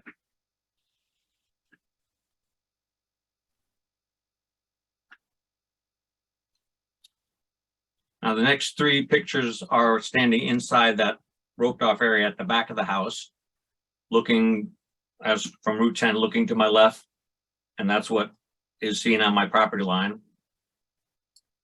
And then if the next picture should be looking straight out to what I call again my forest, which is the trees and back, and that goes towards the Tinty property, the open space. And then to the right are my neighbors at 400. And this kind of showed their kitchen area. And I talked to them today and they said they had no problems with what I'm doing and they support it. I'm not sure if they had time to come on and make comments or not, but they might possibly do that. Okay, so, and although the assessor's records show that I have 1,564 feet of living space, this house, I've been here for 18 years. The second floor has never been finished. Originally, when I moved in, I was thinking of finishing it. I did not do that, realizing at the time that I was closer to Route 10 than I thought, and I thought going out back would be a better option. So if you don't consider this the possibility, or that never happened, the second floor being finished, I really have an 1,130 square foot house at the moment, with some year in the potentially, as Shannon said, I could finish the upstairs, but that's not what has happened yet. Okay. So the reason I came back with the change of plans is after I was out there getting ready to go forward, I kind of looked at one of the things that I was troubled with, and that was access from the new basement to the old basement. And as you see in this picture, there's a hatchway right there. And originally the plan was to stop at the hatchway and leave that hatchway there. And then eventually remove that hatchway, close it up, cut through the existing wall of the house into the new basement, which happens to be a 12-inch concrete wall sometime in the future.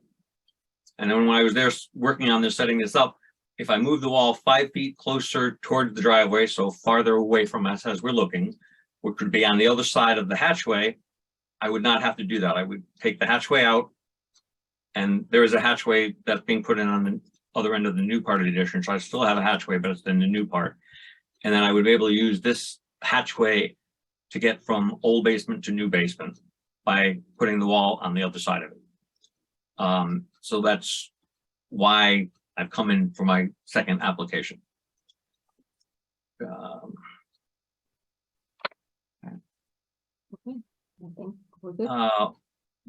I think I already said that when I bought the house. I've been there for 18 years. I intended to finish the second floor, but things have changed.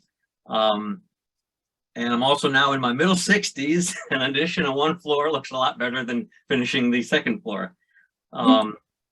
So great. Basically, I'm trying to get away from Route 10 towards my forest, which you heard I like to call it. Seems like a better idea. And I hope to spend many years here in an Asian place. So that's why I'm thinking that this is better than the prospect of finishing the second floor. And that's about all I have. If you have any questions, I think I covered what I wanted to. Excellent. Thank you. Thank you again. All right, commissioners, questions for the applicant. Patrick? Yeah, so originally, so you increased it and it includes the hatchway now. And then, but the bump out on the other side was always the same. You didn't go further back, right? That's still the same Actually- dimension? Actually, yes, I did by 2 feet. I went back toward the back of the house of the forest, as I say, and I did bump that out 2 feet also. Okay. Right. And so I'm on board with the hatchway. I mean, that only makes sense. You know, you'd have to board it up or not board it, but you'd have to Concrete it up and then fill it up. Yeah, and then also cut. So yeah, that makes sense to do that. Now, how come you didn't just shift the whole thing over? What was the reason for that? You know, Yeah, you had asked me that the last time. The way it's shifted, the way it is now, there's actually a little bump out that goes toward the front of the house. And that was designed to have a walk-in shower in that little, I think, 4 by 5 foot area. And I just went with that was the plan that was there, and otherwise I would have to pull the shower and bathroom area back in more into the bedroom and take away from the bedroom area. And then of course redraw the roof lines and all that's involved in that. okay. And then further back, what was the reason for going bigger towards the back? I'm just trying to understand. By going wider, I just thought it would be, instead of having more of a square room, you end up 2 feet more, you get more of a rectangular room. Part of the one side of it has the bathroom, the walk-in closet, the master bath, walk-in closet, the shower in the bedroom. So by knocking that out, it makes the bedroom a little bit bigger by that 2 feet. That's what I ended up doing, that the reason for that. Okay, thank you. No more questions. Thanks. Thank you. All right, Mike? I do not have any questions. Thank you. Sure. Matt? No questions, thank you. Liz? No, I don't have any questions either. All right. James? I don't have any questions. All right, Matthew? Nothing for me. Thank you. All right, and Mike? No questions. All right. I do not have any questions either, but this is a public hearing. So let's see if anyone called in favor or opposition of this application. Okay, if anyone has called in regarding this application at 404 Main Street for the home expansion, please raise your hand using the feature in Zoom, and you'll be acknowledged to address the commission.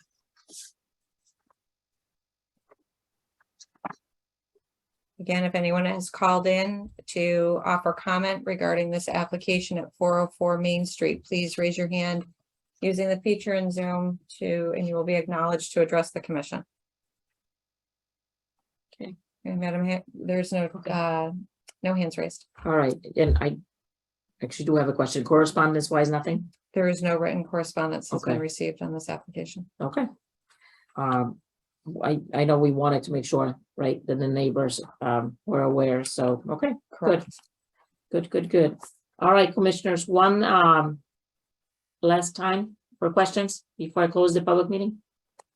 Can I, before you're done, can I say one more thing? Absolutely. Okay, I know that one of the questions last time was, did I talk to my neighbors? I know the ones on either side of me. Yeah. This morning I was there and I did talk to the neighbors on my driveway side, the one that would be most affected by it. And they said they had no problem with it. They have chickens. They say, you put up with our chickens, you can build what you like. So they were positive as far as that goes. Okay, thank you. Okay, thanks. Are we aware of those chickens? I believe so. I think so. Moving right along on this application. Okay, so at this point, I'm going to close the public hearing. Oh my gosh, on this application. So thank you again. All right, thank you for your time. I appreciate it. Hearing it again. Of course. And I need a motion and a second, please. Yeah, Patrick here. I'd like to make a motion to accept the application by Philip Guglielmo for special permit for expansion of home in excess of 30% and an excess of expansion granted by special permit December 2021 for 404 Main Street, R20 zone. Matt Hudvagner, second. All right, any discussion? Pretty straightforward, right? Pretty straightforward, yeah. All right, so let's vote on it. All in favor of this application? Aye. Aye. Any opposed? Abstentions? All right, application is approved. Mr. Guglielmo, you'll be hearing from Shannon. Yes. Yep, sound staff. Yep. So you're all set. You'll be, we'll follow up with some paperwork for you. Okay, great. Thank you very much. I appreciate your time again. Have a good one. Thank you, you too. Thank you. All right, next application is for chickens. Thank you, James. All right, it's an application from Danielle Foss for special permit to raise 20 chickens at 325A Scott Swamp Road R30 zone. That is correct. I believe we have Danielle on the phone. Excuse me, I'm here. All right, Okay. thank you. If you could, Danielle, just your full name and address and a brief explanation of what you're requesting for the commission. Sure. My name is Danielle Foss. I live at 325A Scott Swamp Road with my family. We've lived here 4 years.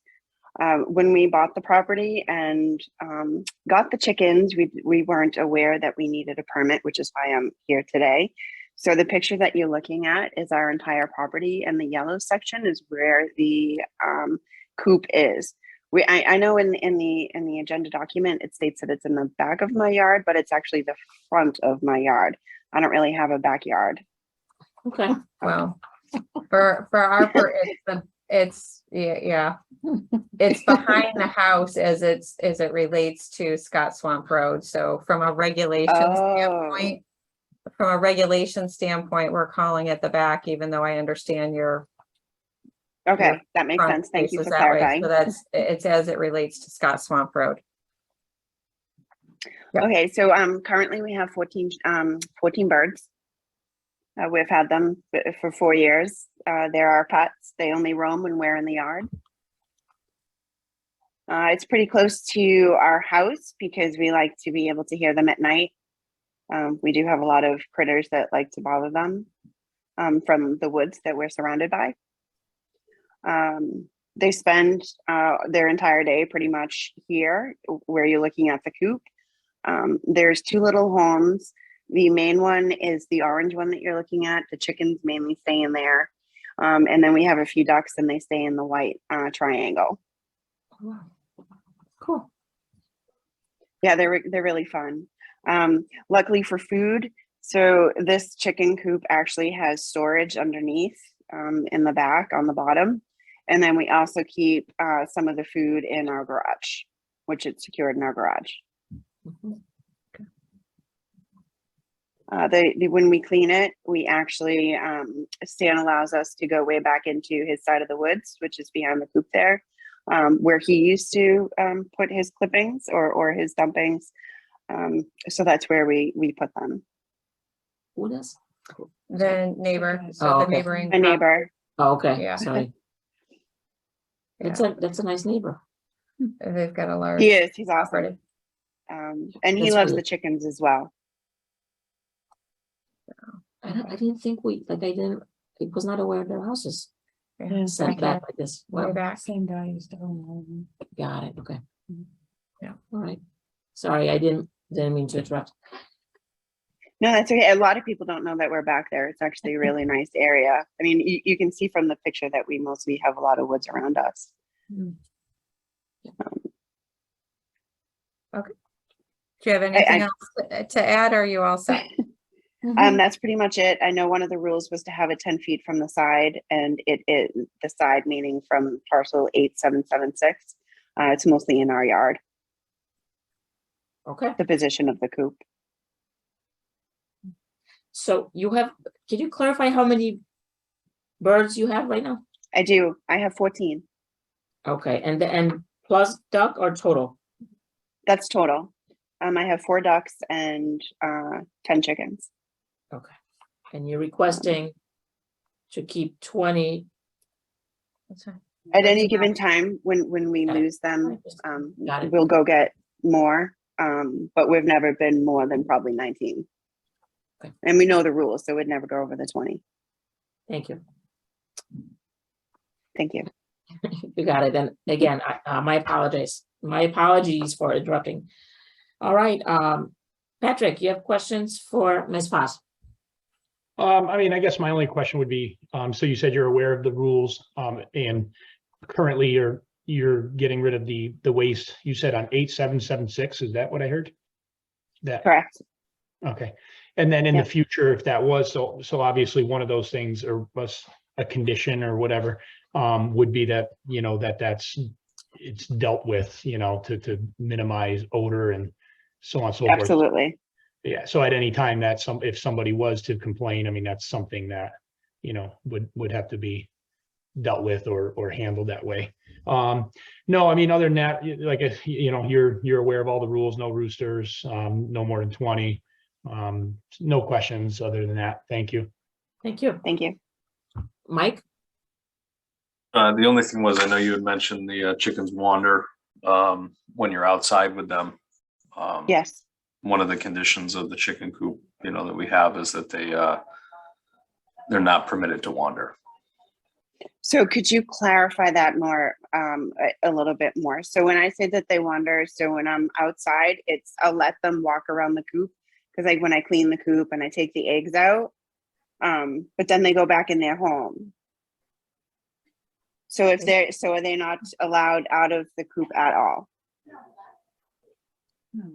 No, so this is, so from a town staff standpoint, Yes. that's fine. It's the wandering when they're off in the neighbor's yard and the owner of the chickens has no idea that they've wandered. If they're out when you're out in the yard and they're confined, Yes.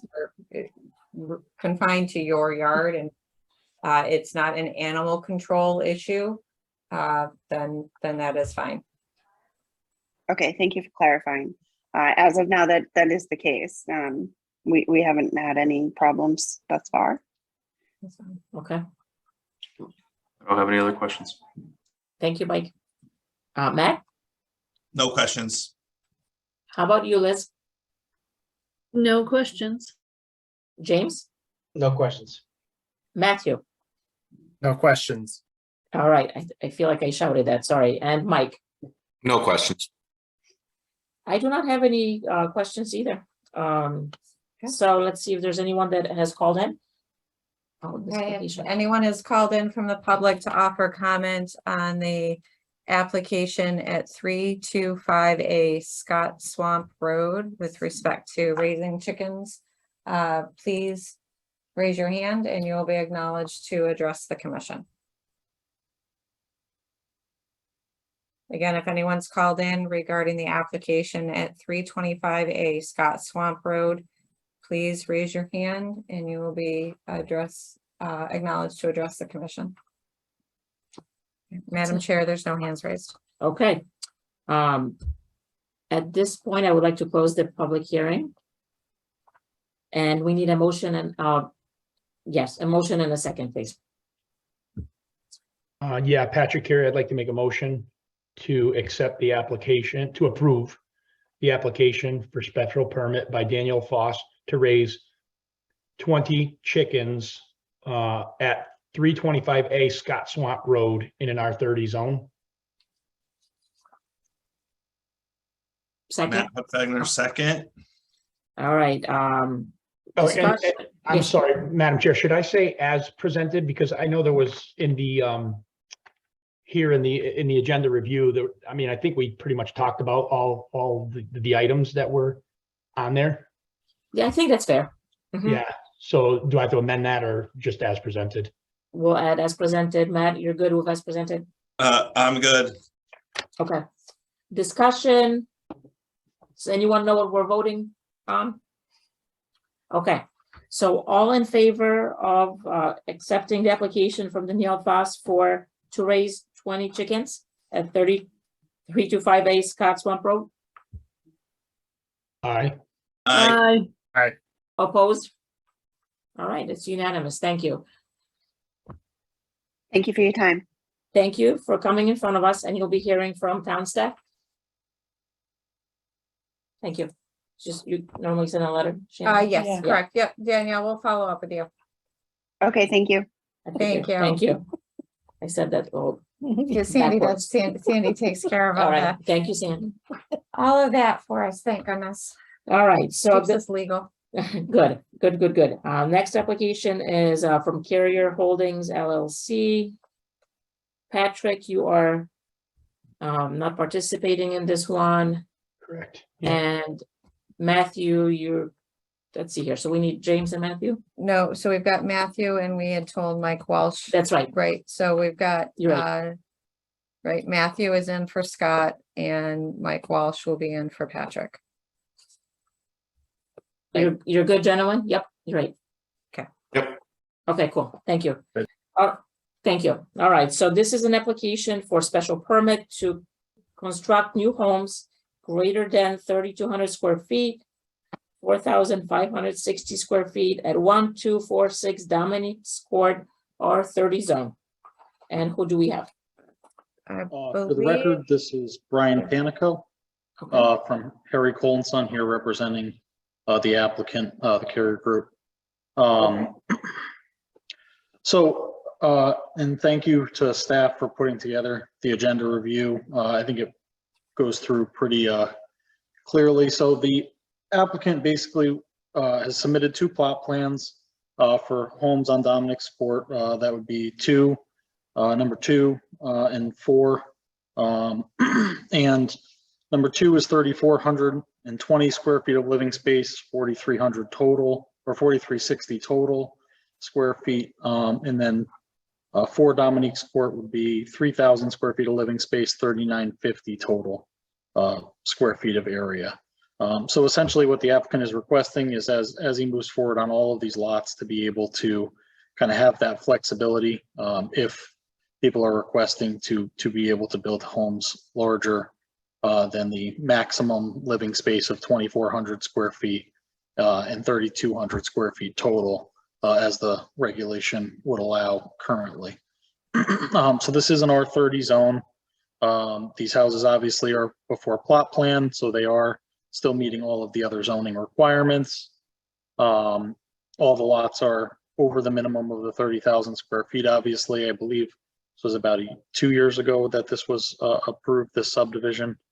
And so once again, having that flexibility as people come and wish to build larger homes, the developer would like to be able to accommodate that. So as the agenda review shows, in the area, in the general vicinity, the houses all range, or most of them are around 3,000 to 3,500 square feet, with the largest at 15 Copper Mine that was outlined here at around 5,200 square feet. I also know that there's a couple of larger homes as well on the New Britain Avenue side, which is just on the other side of the trail there. So from a neighborhood character perspective, this would generally seem to fit from a scale perspective.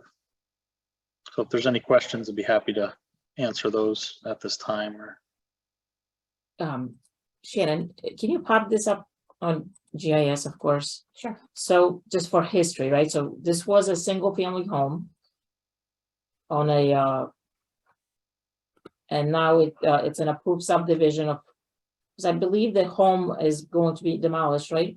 I believe it's been demolished. Oh, it's been and demolished the already? Okay, so let's see here. Construction activity and some clearing has already started and getting ready to do, start doing some of the initial work. Let's see here, keep going. correct. So the original intent was to save the existing home, and we kind of developed lot 2 around that existing home. So you can see number 4 there. But in such time, it was determined that the home actually was not in the best condition, and so it was determined to actually demolish that, and then that has in fact been done. And so you're abutting the bike path, right? Yes. Okay. So bypass on the east side. Okay. Okay. Thank you. I guess we'll go through the questions. So Mike, you have questions for Brian? No, no questions. Thank you. Okay, Matt, No questions. all right, Liz,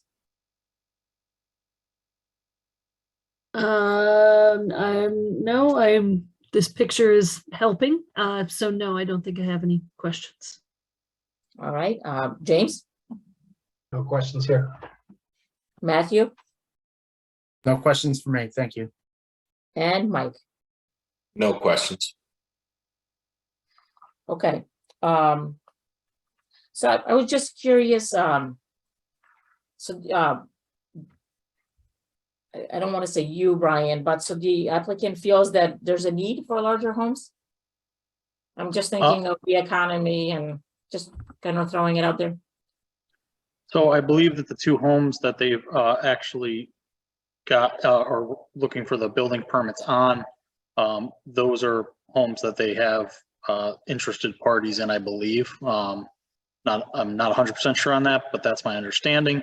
And I think just moving forward, the applicant basically would just like the ability, if someone did come forward requesting, a 3,000 square foot house with a, garage, which would make it larger, the ability to be able to do that as well. And I was looking at homes nearby. I know you have some examples, but I think the homes nearby, I don't think the immediate abutters are that large.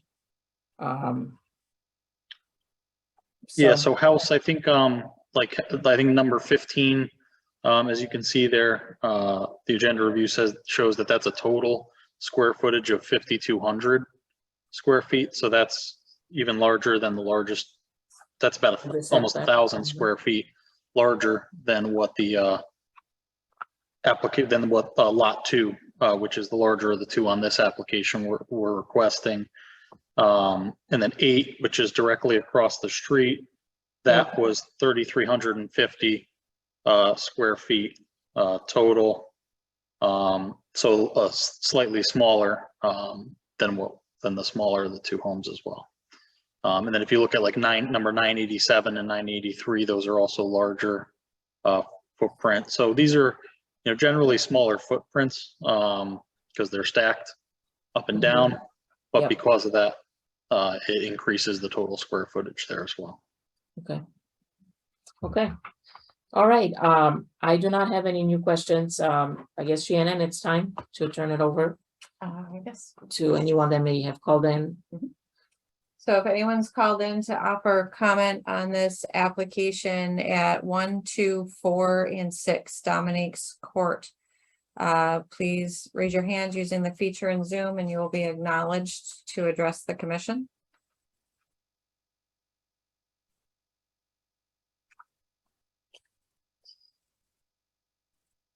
Okay, we have one hand raised. Okay.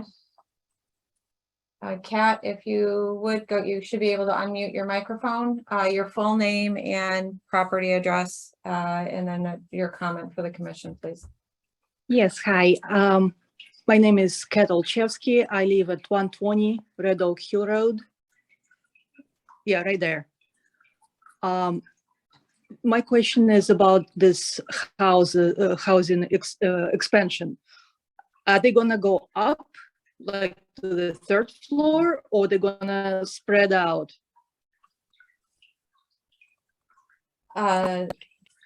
Okay. Based on these are all, they're all two-story homes with some attic, typical attic space.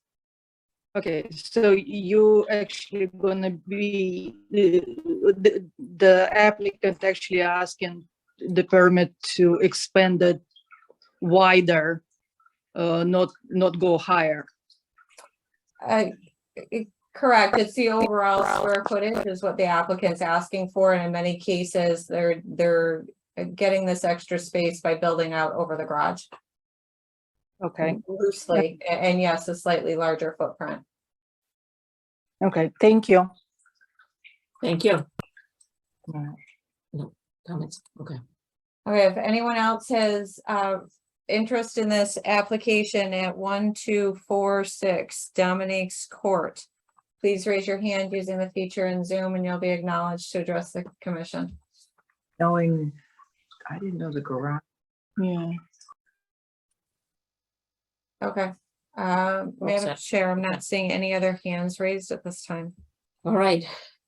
Commissioners, unless you have last minute questions for the applicant. Hang No? on, there's one other hand. Okay, sure. Okay, Kate Gorman is not allowed to talk because you're using an older version of Zoom. I have to promote you to panelist. All right, Kate.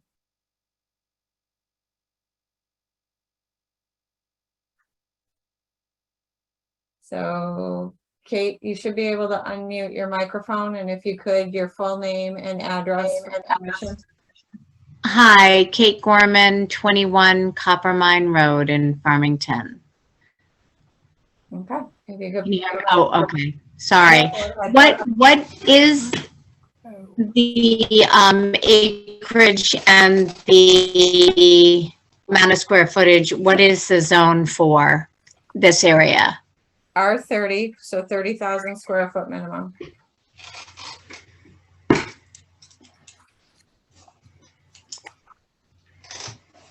Okay, thank you. We're just kind of new to this because we weren't given any insight into this where some of our other neighbors were given letters.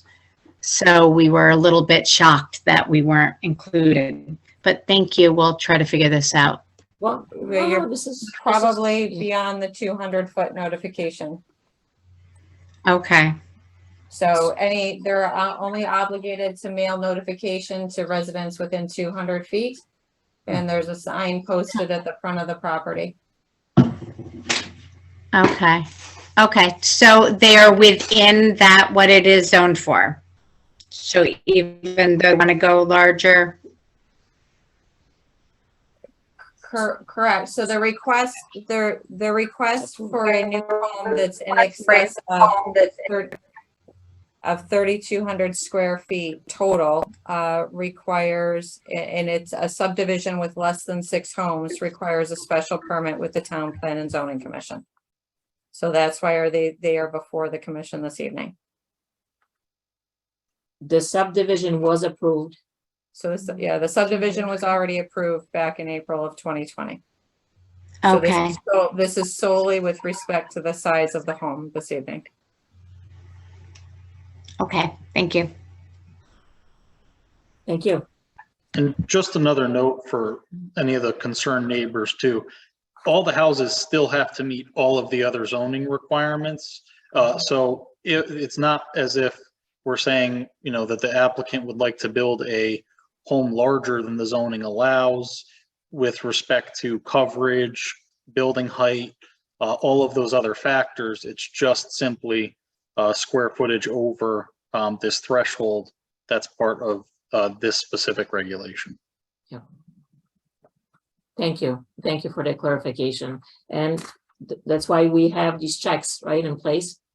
And well, hopefully they're all set. And I do agree with you, Shannon. It's probably past the 200 feet, just based on what I recall for the address. Anyone else? So if anyone else is called in for question or comment regarding 1, 2, 4, and 6 Dominique's Court, please raise your hand using the feature in Zoom and you'll be acknowledged to address the commission. Okay. Yeah, Madam Chair, there are no other hands up at this time. Thank you. All right, commissioners, any final questions for the applicant? Okay, we're good. And Brian, any final comments? You're good? No, yes, thank you. Yeah, thank you. All right, at this point, we're going to close the public hearing portion. And we need a motion and a second to approve this application. Who's going to take this on this evening?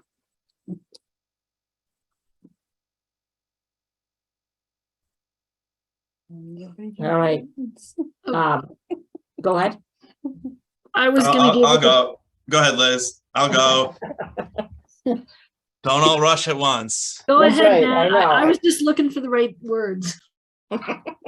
They can make a motion to approve the application from Carrier Holdings for special permit to construction. New homes greater than 3,200 square feet, 4,560 square feet at 1246 Dominique's Court, R30 zone. Liz Sanford, I second. All right, any discussion? Everyone clear on what we're voting on? All right, all in favor? Aye. Aye. Opposed? All right. It's unanimous. Thank you. Thank you, Brian. Thank you very much. All right, and the last item this evening is an application from Brianna Hilt. It's for a special permit to install trees in the ridgeline protection setback area to replace trees removed without approval located at 21 Eli Road, R80 zone. And who do we have? Yes, can we confirm our voting members? Just one for the Oh, sure. final. Yeah, If okay, yeah. you'd No. Indulge me, please. Oh my gosh. So I have James. No? Well, I had Matt Ban, so that's what, so I ban, because we had James just in on 80, so that's, I Yeah, just want that's to make fine. sure. Matt. So keep that. So- Hold on, Matthew, you're continuing with this one too. Thank you. Yep, understood. All right. Patrick Carrier's back in. And that's right. That's right. Yes, thank you. That's okay. I just, Oh, man. we're good. Thank you.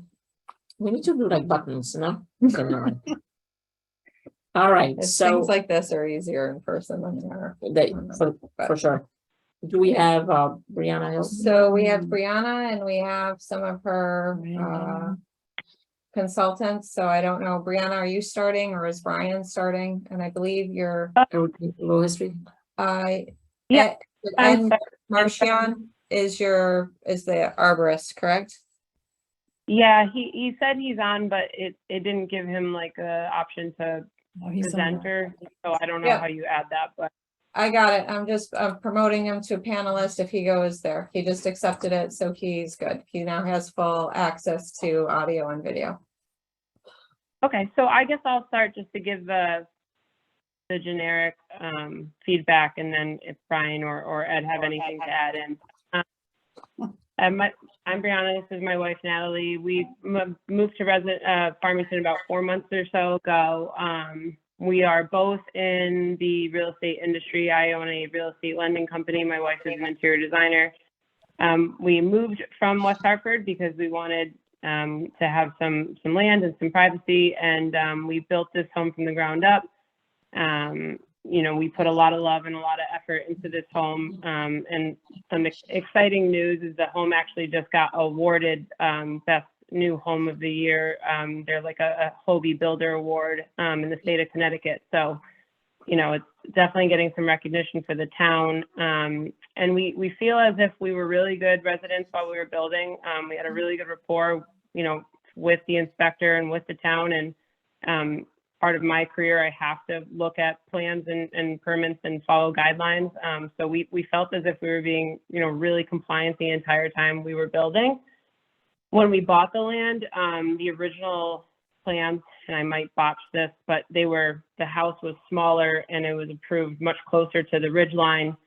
And my wife and I were pregnant at the time. We felt that was really unsafe to have the home so close to the ledge. So we requested to move the house back and, you know, clear what trees we could.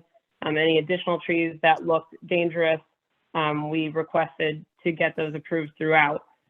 Once we moved in, we had a fence in the plans and we got our certificate of occupancy. We were living here and our pool was under construction. And there was a lot of ledge where the pool was going. So a lot of trees were kind of leaning towards the pool.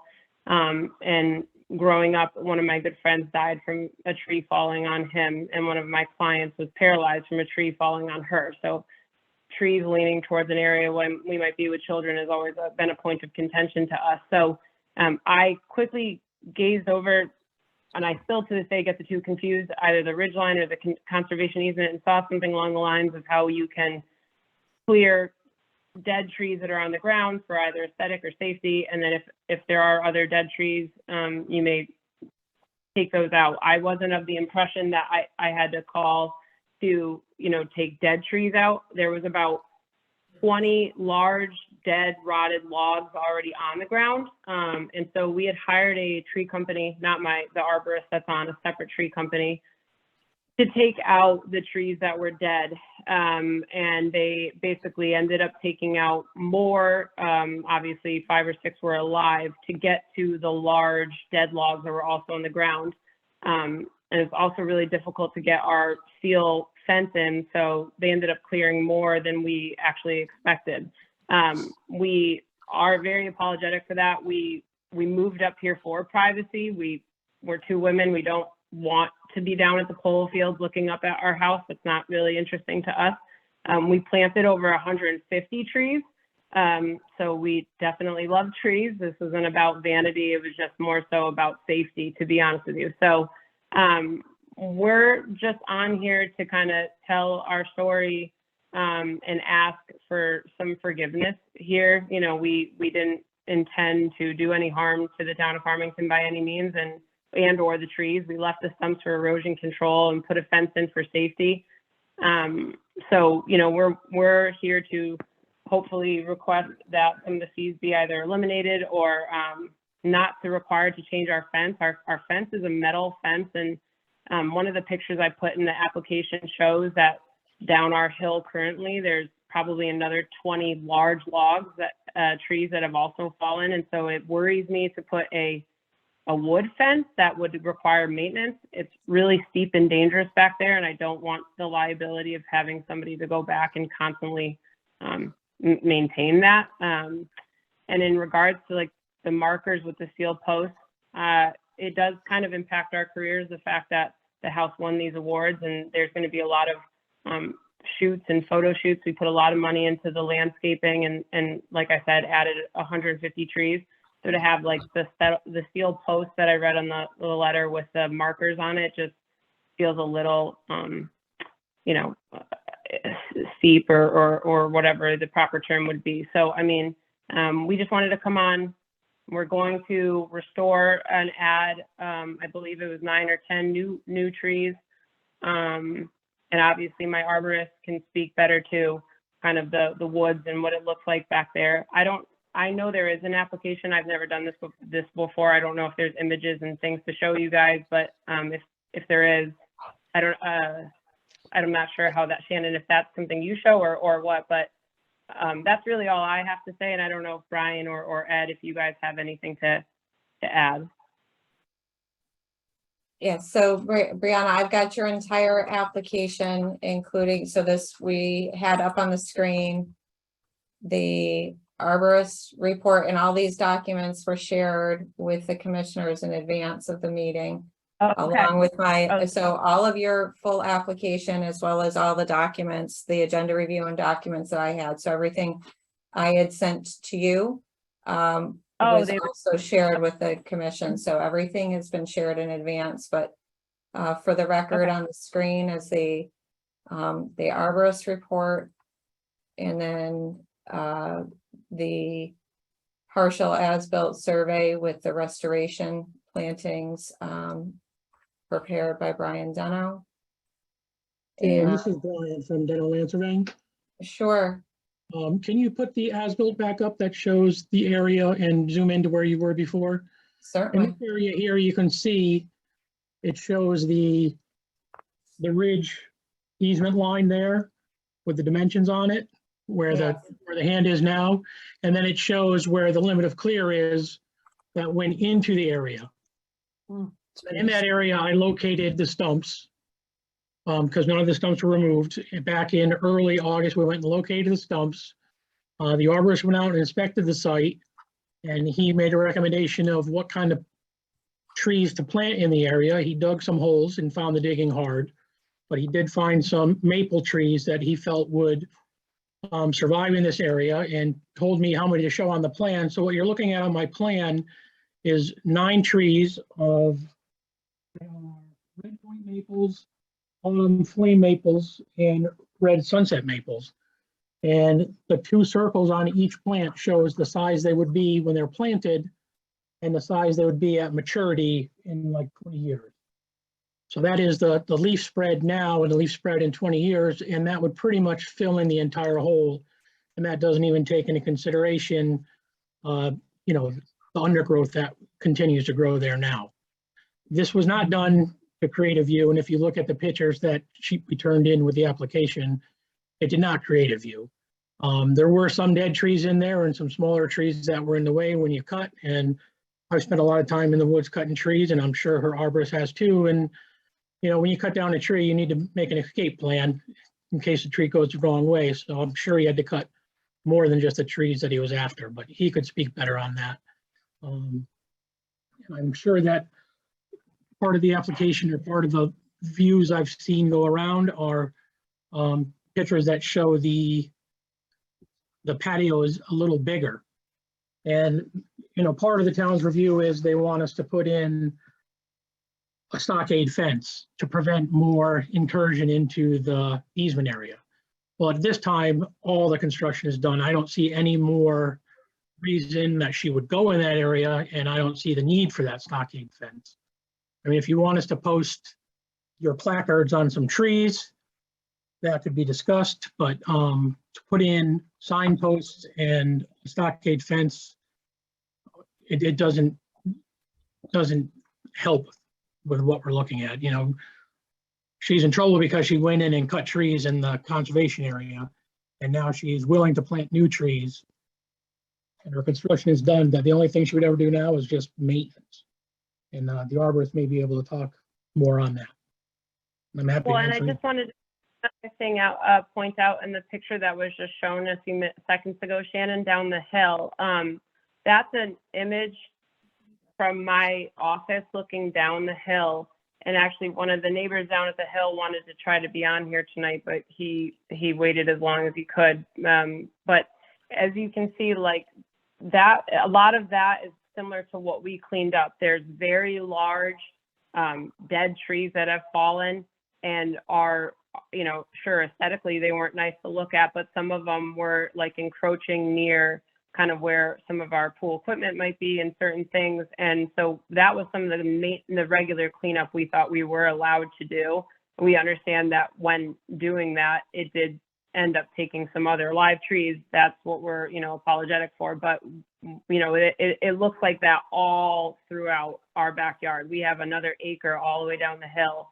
And everywhere you look, that's what it looks like. It's very overgrown. So, and one other thing too, some of the stumps that were shown on his plan, some of those were approved earlier on in the very beginning to take down. So I'm not sure, you know, I just wanted to make that clear too. We were compliant asking if we could take them down. It was just something I didn't understand after having our certificate occupancy that, you know, we had to continue to do that. So I am apologetic for that. But yeah, Ed, Ed is my arborist.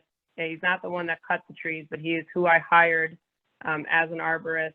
He also helped plant the additional 150 plants or trees we put along the yard, including hundreds of other, you know, plants and things like that. So Ed, I don't know if you have anything to add. Can you hear me? Yes. So I was a consultant on the property before the pool construction started, and the trees that were in question, again, we were not the company who removed the trees, but the majority of them were in danger of falling, as you can see in some of the photos. There was one tree that was struck by lightning and split. There's one that had heavy interior decay, and I believe there was 3 or 4 other dead ones. Anybody who works in a wooded area on a steep slope like that has to be careful when removing trees. It's a dangerous business regardless. And the consequences of other trees being removed to take the dead ones out sometimes happens. And it's pretty obvious if you've been to the property that the client did nothing to do this as maliciously because they created no view other than creating a safe area for their future family to grow up and enjoy their backyard. The area is extremely difficult to maneuver, extremely difficult to get down there. It's going to be very difficult to do anything with the fence. You're gonna have to struggle getting trees down there. Just the undergrowth alone has filled in quite a bit in that area already. That forest area that's in question is probably less than 100 years old, and any new trees that get planted in that area will outlive anything that's existing in that forest now. And I'm happy to answer any questions that you might have. Thank you. Okay, so Shannon, we're good. We can, Correct, yeah, I do have the town documents, so if Yeah. at any point you or commission members have questions on the other documents that I had provided for reference, I'm happy to bring those up and provide explanation with respect to those. you don't happen to have the page, the one page that goes with the deed? The deed is, so the deed's here. Yeah. And the town, like the original approval showing where the ridge line is and the contour elevations, et cetera. Yes, so all the documents that went to you folks, I have here available for viewing. Okay. All right, thank you. All right, let's turn it over to the commissioners. All right, Patrick, comments, questions for the applicant? I mean, it's just is there any way can you show me what the before and after is? I'm trying to understand it, exactly what was encroached. I mean, I've been listening, but it's, Okay. Yeah, so the ridgeline, that's just, So- yep. So here's for a couple of things for reference. Okay, so this line with the bearing and distance on it is the easement. It's the vista and conservation easement for the property. And it comes here to the left of the page and then starts moving up to the top of the page. It has an angle point right here. And then comes up off the edge of the property. So that's one frame of reference for the commission. And then the other frame of reference is going to be these contours. So this is 590, 580, 570, 560. Okay, so those are two things of note. And then here's the 600 contour coming right through here for the contour elevation. Comparatively, this was the original plan for the house to be built. Showed house, pool. And then here, so this was the limit of disturbance, was multiple feet to the interior of this conservation and vista easement. And the ridge lines, so these areas that are hatched in this block hatch. Here's the same, here's the 590, 580, 570. So this is all, that's indicative of it being the top of the ridge.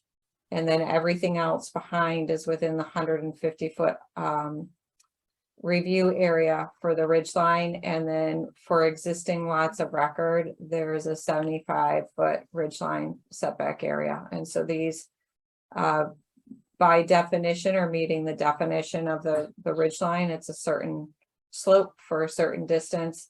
And then from the top of ridge, there's a setback. And within that setback, there's limited clearing. There are clearing restrictions within that setback area that were reviewed and approved at the time that the house came through originally. And then there was a subsequent plan. So this is the plan from 2021, February 2021. And then there was a subsequent plan. It still shows the easement area. You can see that easement line. The limit of work has moved and the clearing has moved a little closer to the easement line, but not substantively. The pool moved and was enlarged, and a pool house and patio concrete area were added as part of that.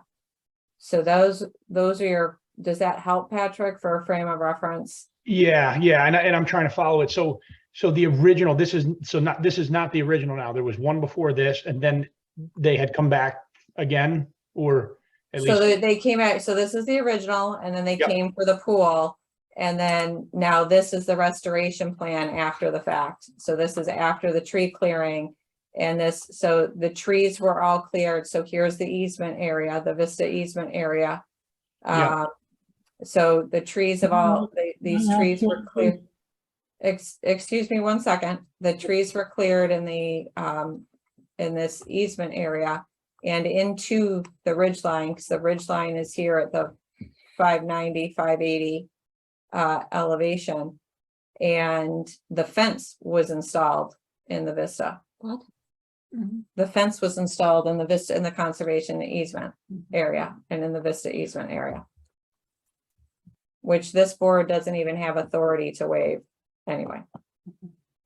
Right, and the fence itself, was that existing on the other? No, This is so where the it's in fence, person, so you can kind of see both prints next to each other, but yeah, I can't, unfortunately, I can't. yeah, no, I know. Split screen, it's, yeah. So there was, I don't think a fence shown, so this is the original plan, the pool was just shown schematically, I don't believe, I think this is erosion control fencing and limited There's another clearing version of here. the plan that shows the fence, the later one that you had up there. And then this pool permit shows, It shows the fence in the woods there. it shows the fence in the woods here, but to the right side of the Vista easement, not into the easement area. It's to the right side of the Vista easement. Correct. And this, So one and of this, the things to see on that, oh, sorry about that. yeah, no, I was just gonna say, so the fence itself, that's something that was all done at staff level, right? Through permitting and all that? Well, the fence The was fence done, was on, it was done as part of the pool permit. Correct, okay, so as part of the pool permit, the fence was It's not basically, was part of that permit, I guess, right? That's my question. And that's the location, this is the plot plan of the pool that was approved by the town. Correct, It's not in the right location, correct? correct. Right. Ultimately, yeah. so when we were, just to clarify the confusion on our side, like there was many drawings, the pool location had to get changed multiple times. There's a lot of ledge in the backyard. And we probably submitted about 10 different drawings where the pool is actually where the pool house was, and there was too much ledge there, so we had to move it here. So what it had seemed like to us was that we had submitted a plan that had the fence on. We had a very good relationship with the building inspector, and the fence, when we went to go get our CO, you know, that was already under construction, and he saw that, and then we got our CO. So I was of the impression that it was okay. It was really difficult to get the fence in, particularly where it first was proposed. There's a ton of ledge there, and that's what, you know, our arborist showed. I mean, it's just a lot of ledge, a lot of rock. We had to have hours and hours and days of extra excavating to even get the pool in where it was. So it was very difficult for the fence company to even get the post down into the ground. When they pushed the fence back, it ended up, there was a little bit of a softer area. They could try to get the fence in. So that's why the fence was a big to-do, and we're asking to leave the fence where it is, because it was pretty dangerous and difficult to even get it in the first place. And the main purpose of the fence in the first place, you can't even see the fence from our house. It's not for aesthetics by any means. It's for safety. If you guys came and walked our land, you would see that it, as you can probably see from the topography of this, the land that drops off quickly. And I know, you know, throughout some of these meetings, you guys were talking about safety. That is a big thing to us. We don't really have any benefit of the fence. It's not aesthetically pleasing. It's mainly for safety, to try to prevent, you know, a kid's ball rolls down the hill. They're not going down the hill. So we didn't choose willingly to try to move our fence back. Since it already goes down that hill, you wouldn't even have been able to see our fence, even if it was higher. It was mostly because it was very difficult with the ledge to get it in. So that, you know, there wasn't any ill intent there with that. And how far off is the fence? Distance wise, I don't have, so this is showing again clearly to the right hand side and inside Yeah, the easement area, and then this is multiple feet out, trying to look. So if this is just from scale, Patrick, right, if this is hang on. yeah, it's probably. This is 16 feet here, right, on the solid line. And here's your easement line. Here's where the easement line crosses the fence line. Right, so if that's 16 feet, it's at least twice, if not 2.5 times that distance, just by eye. There it's 36. 36. Yeah. So is the pool, like, is the pool in the right location and the deck? Is The that, pool, so the pool and the patio and the pool house are all to the inside of the easement, and they are all outside of the okay, ridge line. thank you. Yes, the ridge line protection is from the 1991 survey of the subdivision. At that time, they were granted they could cut 50% of the slope. But then I think it was in the early 2000s, the town adopted a ridge line protection zone, which affected all the existing lots that weren't built on and that were built on that they couldn't cut anymore. And for an existing lot that was reduced to 75 feet, for a new lot, it would be 150 feet, I believe. If I'm correct, Shannon. But this is an existing lot, so that regulated area was dropped down to 75 feet. So they had to go for a permit for that. The original plan showed the house right at the top of the ridge, right where that steep land is that crosses. But that obviously is not convenient. Yeah, I feel like that's important to point out, because I think if the impression was that we wanted to move here, just like all the rest of the houses on Eli up the Avon Mountain that have, you know, crazy cleared views and sheer drops, we would have just, you know, not gone through all of this to try to change our plans and move it away. We could have had a house right on the ledge had we, you know, that was how it was the town didn't do this, but that's how the real estate agents promoted this when we bought it. You know, views, you know, you got approved property right on the ledge. We chose not to do that. We chose to move our house and request to move our house further away so we could have a safe backyard. So again, if our intent was to get, you know, incredible mountain views, we would have opted to try or to keep it where it was already essentially approved to be. So I just want to point that out, because this wasn't a vanity play. This wasn't to have a good, a crazy view. Safety has always been the most important thing to us. And that's why we chose to move where we moved. We wanted to have some land and some space. It wasn't for anything else. Commission members, I'm gonna have a point of clarification on this, because I was at the property last Friday morning. There's the patio, and there are photos that I can't remember if there's photos in this information that I sent to you. There's the patio, there's a landscape area. The top of the embankment starts about here, roughly. It's about 15 to 20 feet off the edge of patio, just behind the landscape garden, and then it drops off at this point. The fence is barely visible from this vantage point, because the drop off is such that the top of fence is below the elevation, basically here at where the pool area is. So if safety is a concern, then the fence belongs at the top of the embankment.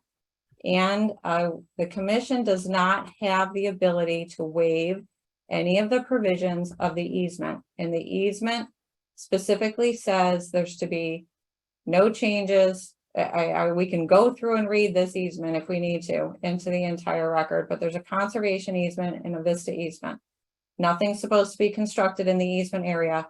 This commission does not have the ability to waive the requirements of the vista or conservation easements. And we're talking about replanting, right? And this is for replanting. Because then I heard the applicant talk about fines or lessening the fines, like. Clearly, there are a number of violations here. Trees have been cut. It will take years to replant or, I don't even know what to go with it. So Shannon, at this point, it's a replantings, right? Plan that we're looking at. Well, there's the replanting and then there's the conditions that I had implemented that Ms. Hilt is requesting modification of. So that's, and I believe we've only gotten through Patrick with respect to questions.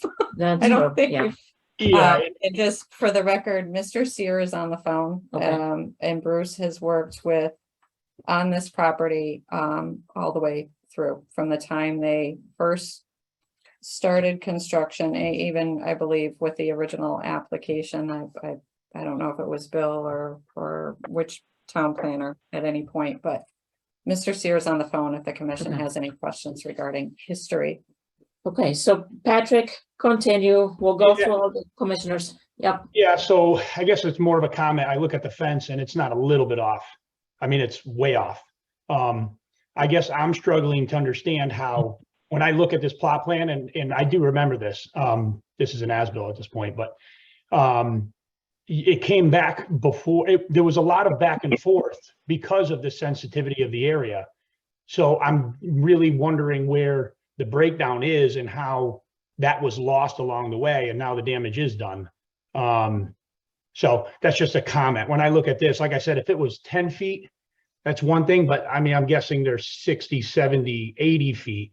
And even some of those dead trees down the bottom, like that, the one that is the furthest one. So there's an elevation change of, geez, almost probably half that tree, probably, if I do my math right. So even if that thing does fall, it's nowhere near the pool area. So I'm all about safety. I just, when I look at this, I'm like, I don't even understand where the breakdown is with all, it seems like it's all here. And the amount of times that you would have to come back for this, you would be very well aware of the rules and the regulations and, where that line is and what you can and can't do and so on and so forth. So that's just a comment, I guess.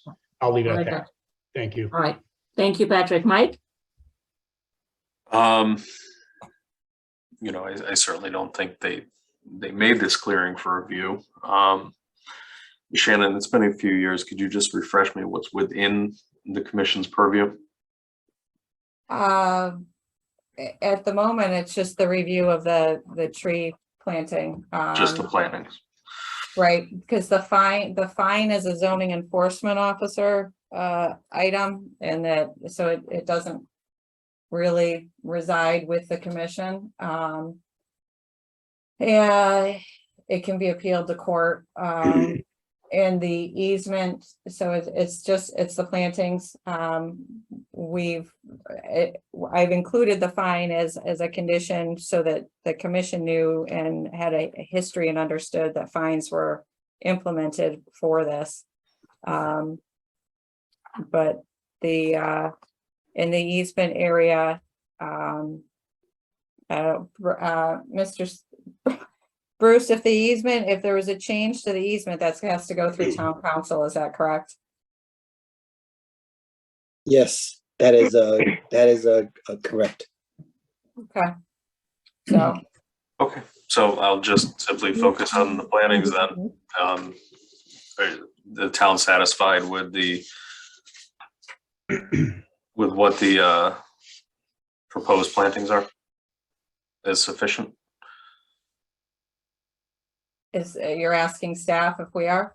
Yeah, if the plan that was presented for plantings is sufficient to the town's request. I think having been at the property, I think unfortunately it's the best we're gonna get. Okay. Am I satisfied? No. Do I think there's a better option? Probably not. All right, that's all I have then. Thank you. Mr. Deno, you'll be acknowledged. We're gonna get through the commission questions and then you'll be acknowledged to so that our commissioners have an opportunity to comment. Thank you. Thank you, Mike. Matt? Now, Mike answered or asked my questions about the trees specifically, but I haven't read it. I'm sorry if I missed it. How much is the fine and is it still being incurred? So the fine that was issued was $6,000. And that's that's it for now at this point. Thank you. That's it for now at this point. Okay, thank you. All right, I wasn't sure if that was it. Yeah. Okay. Probably the same thing. All right, Liz? Just looking at some of the conditions that were put in the agenda review. Number 4, Vista and conservation easements to be modified to remove angle points immediately adjacent to and west of the pool. So Shannon, you were saying though that would have to go to a town council to make So- that change? Ultimately, it would, so to, what we were asking is, sorry about that. To basically square off this, get rid of this angle point here. And that can be added, it would, the final adoption of a modification is with town council. It's with a recommendation of TPZ. Okay, and one other comment to the homeowner. You said, oh, the conservation easements have to be on steel posts. They do not. They can be on 4x4 pressure treated posts, which do age and weather and are not as obvious as, say, a steel post. So is that objectionable also, or is that, I would hope that would be less objectionable. Yeah, of course. Yeah, of course. Obviously that's better than a bunch of steel posts throughout, our yard, our backyard and of that nature. So yeah. Okay, just to say, I'm a big walker in town. I have been involved and visited many land trust properties, Farmington Land Trust, and they use a 4x4, and it is a very natural sort of signage. And I personally would not find it, I would think it would not be objectionable, and I think it would blend well. I think that answers all my questions. Thank you. Thanks, Liz. James? I don't have anything additional, thanks. Matthew? No further questions. Thank you. Sure. And Mike?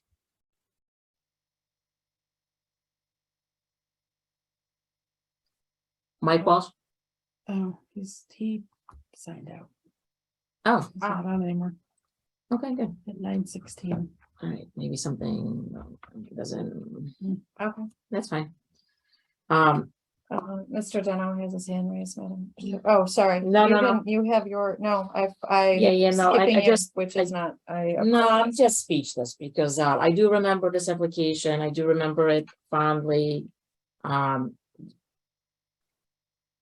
This is, it's here for a reason. To me, it's just so blatant, but, all right, but we're here for the tree plantings. Obviously, there's a lot more remediation that needs to happen, including the town council review and approval. well, so We're there's not no going town there. council review unless We there's recommend.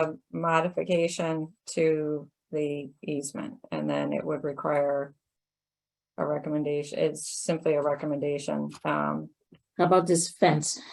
The 8-foot stockade fence is at the commission's discretion. The fence as the fence as it stands cannot stay where it is, Okay. period. Yeah. And this commission doesn't have the ability to waive that. Yep. And then the 8-foot stockade fence, I understand. So if the applicant is It's- concerned about, Completely up to the commission. right, okay. I don't have any new questions, so go ahead, Mr. Deno, thank you. I couldn't see from here. Thank you. Liz asked a question I was going to ask about the relocation of the easement. I think if we're gonna make it larger, that would be something, that's what you're asking, to make it larger, make it closer to the pool, take the bend out. That would be something that the landowner could do without the council because they're making it bigger, they're not making it smaller. But I think if that is desirable by the town, I think first you need to locate her patio and the retaining wall there to make sure that we're not going to go inside of the easement. And if you say she can't leave the fence where it is now, I'm sure she would much rather locate the existing black iron looking fence than put in a stockade fence. And the opening is only 70 feet wide. So if I'm going to put up markers for the easement, I can put one on the woods on each side and one in the middle, and it would be done in the wood, you know, and then put ones in the woods all the way to the property line. Just so you know, that's, you know, what would happen. And I don't know if Shannon, if you have any input on making the easement larger. I don't know if that would have to go to the town council because we're not making it smaller. We're It's actually it'd be a modification to the document. So, I don't, Bruce, do you have any thought on that? No, I kind of agree. If it is going to be larger, then we can maybe just modify that in terms of an area on our own and not have to go through the council. Usually we go through the council only if we reduce an easement or get rid of an easement. Okay. So what, that's what I think. We're going to the pool? So the thought, what item 4 Yeah. of the conditions, the thoughts, is to expand the easement area so it comes from this angle point to this angle point. So it comes straight through.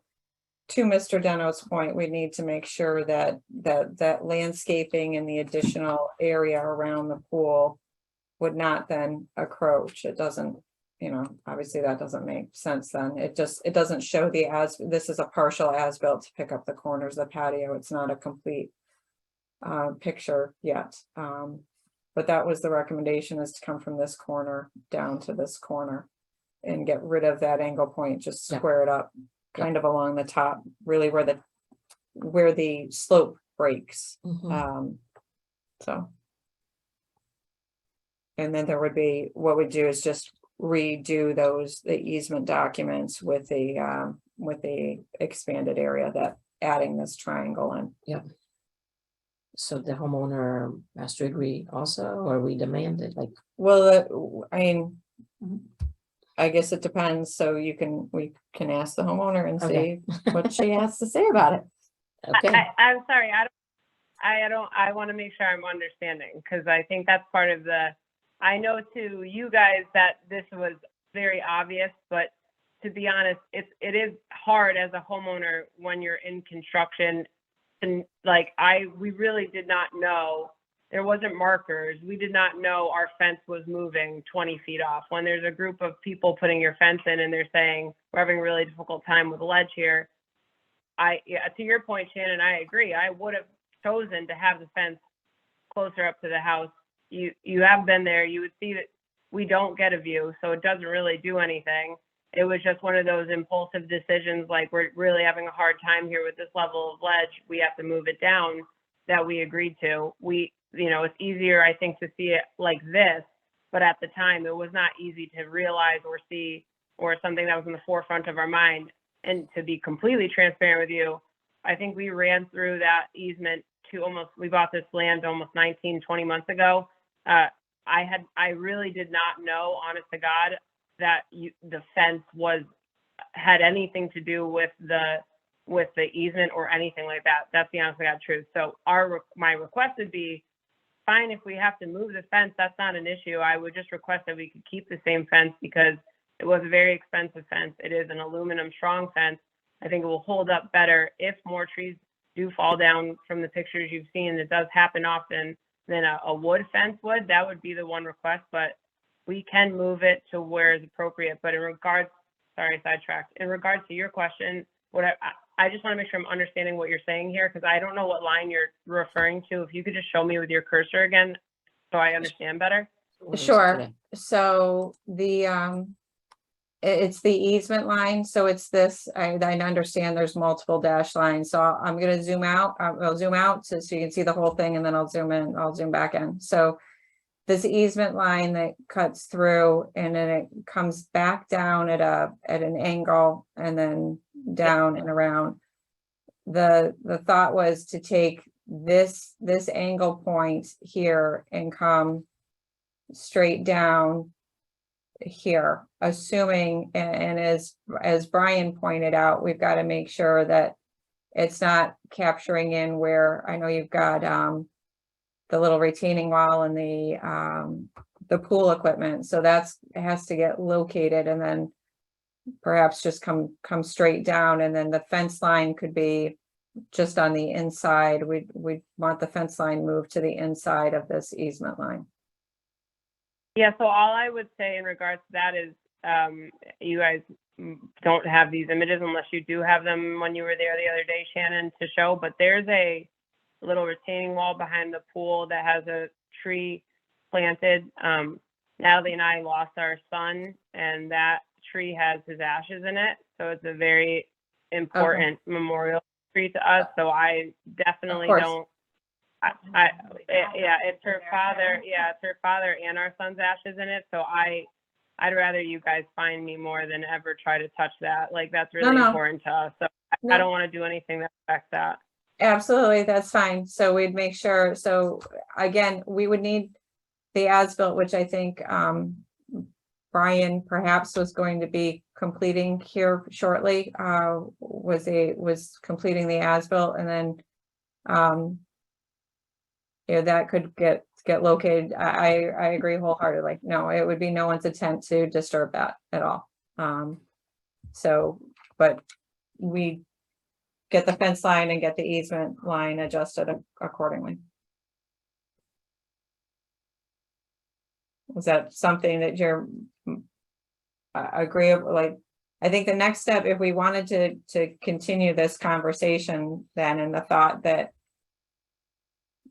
you're at least agreeable to entertaining this additional easement area, would be to have Brian at least to do the as-built work. No, to be completely transparent with you, Shannon, like, we're done building, we're done planting, we're done. I don't want to do another thing in regards to, so I don't mind whatever makes it easier for you guys. If moving that easement line makes it easier, I'm fine. We're fine with that. We don't have any, it doesn't serve us any purpose either way. So we don't have to meet again for that. If that's what you guys want, that's totally fine. Do we need to continue this, or do we just revise these? Because are we running out of time to replant? Is that? Oh, it's not. I don't think those plants aren't going in this year. Okay. We've got the arborist on the phone. I'm assuming we would not be planting at this particular point in time, even given this lovely weather we've been experiencing. Yeah, I don't think it's gonna last much longer. That'd be correct. The growing season is pretty much over, so this would be a spring planting. Okay. Right. Thank you for confirming. We continue this, is the question. Well, because does this you have to go on site? Does this, like? Well, my thought would be to continue this to December to allow then the survey to take place, so we could get a plan that shows exactly what can be accommodated from an easement area, if we can modify this in a plan that shows where the fence line would be relocated. So we've got the plantings, which. Yeah. Can I clarify something? Certainly.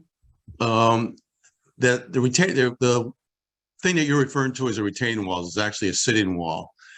And Brianna, correct me if I'm wrong. If the commission is asking you to put a fence behind that retaining wall, which would be behind the memorial tree, and basically square it off like Brian had suggested, that would be okay with you, correct? Yeah, I don't mind, as long as it would never harm the tree. I know So, that. and I think that's what the commission is. I think that's what the commission is asking. I just want to clarify that. Yeah, I don't mind. I just didn't want anything. I didn't want it to impact where the dog. I know you said the dog would get a nice size, I didn't want it to impact that because the ashes are in there. But Yep.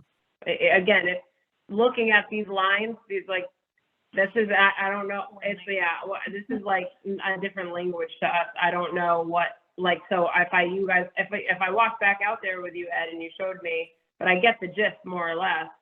And if that's what the town wants, we're fine with that. I just only care about the tree and the health of that particular tree, which is ironic that this is about trees, but like that tree is very important to us. So I don't want anything to happen to that. So that's all we care about.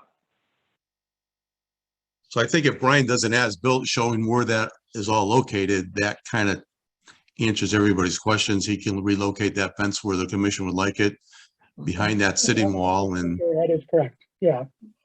On Ed's line, we need to complete the picture so you all know what you're looking at. exactly, what yep. we're gonna vote on. So I think you need to table it. So my thought, exactly, and Brianna and Natalie, I know you've got a busy end of the month. But the thought would be to table this decision, so to continue this, the next meeting is December 12th. But it would be solely for the purpose, I know, I see a smile.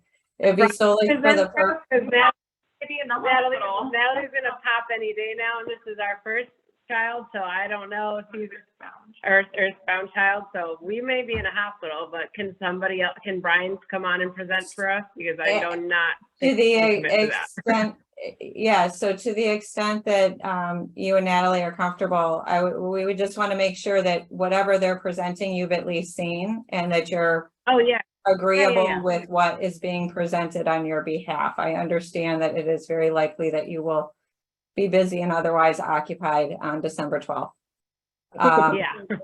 Most of the questions are answered. It's better to have a complete picture of what the commission is going to decide on, and I'm sure I can have it done in a timely fashion so both the staff and the applicant can review it before we come back. Do we need to do any questions from the public, or continuing is okay? We should, since it's a public hearing. Okay. All right.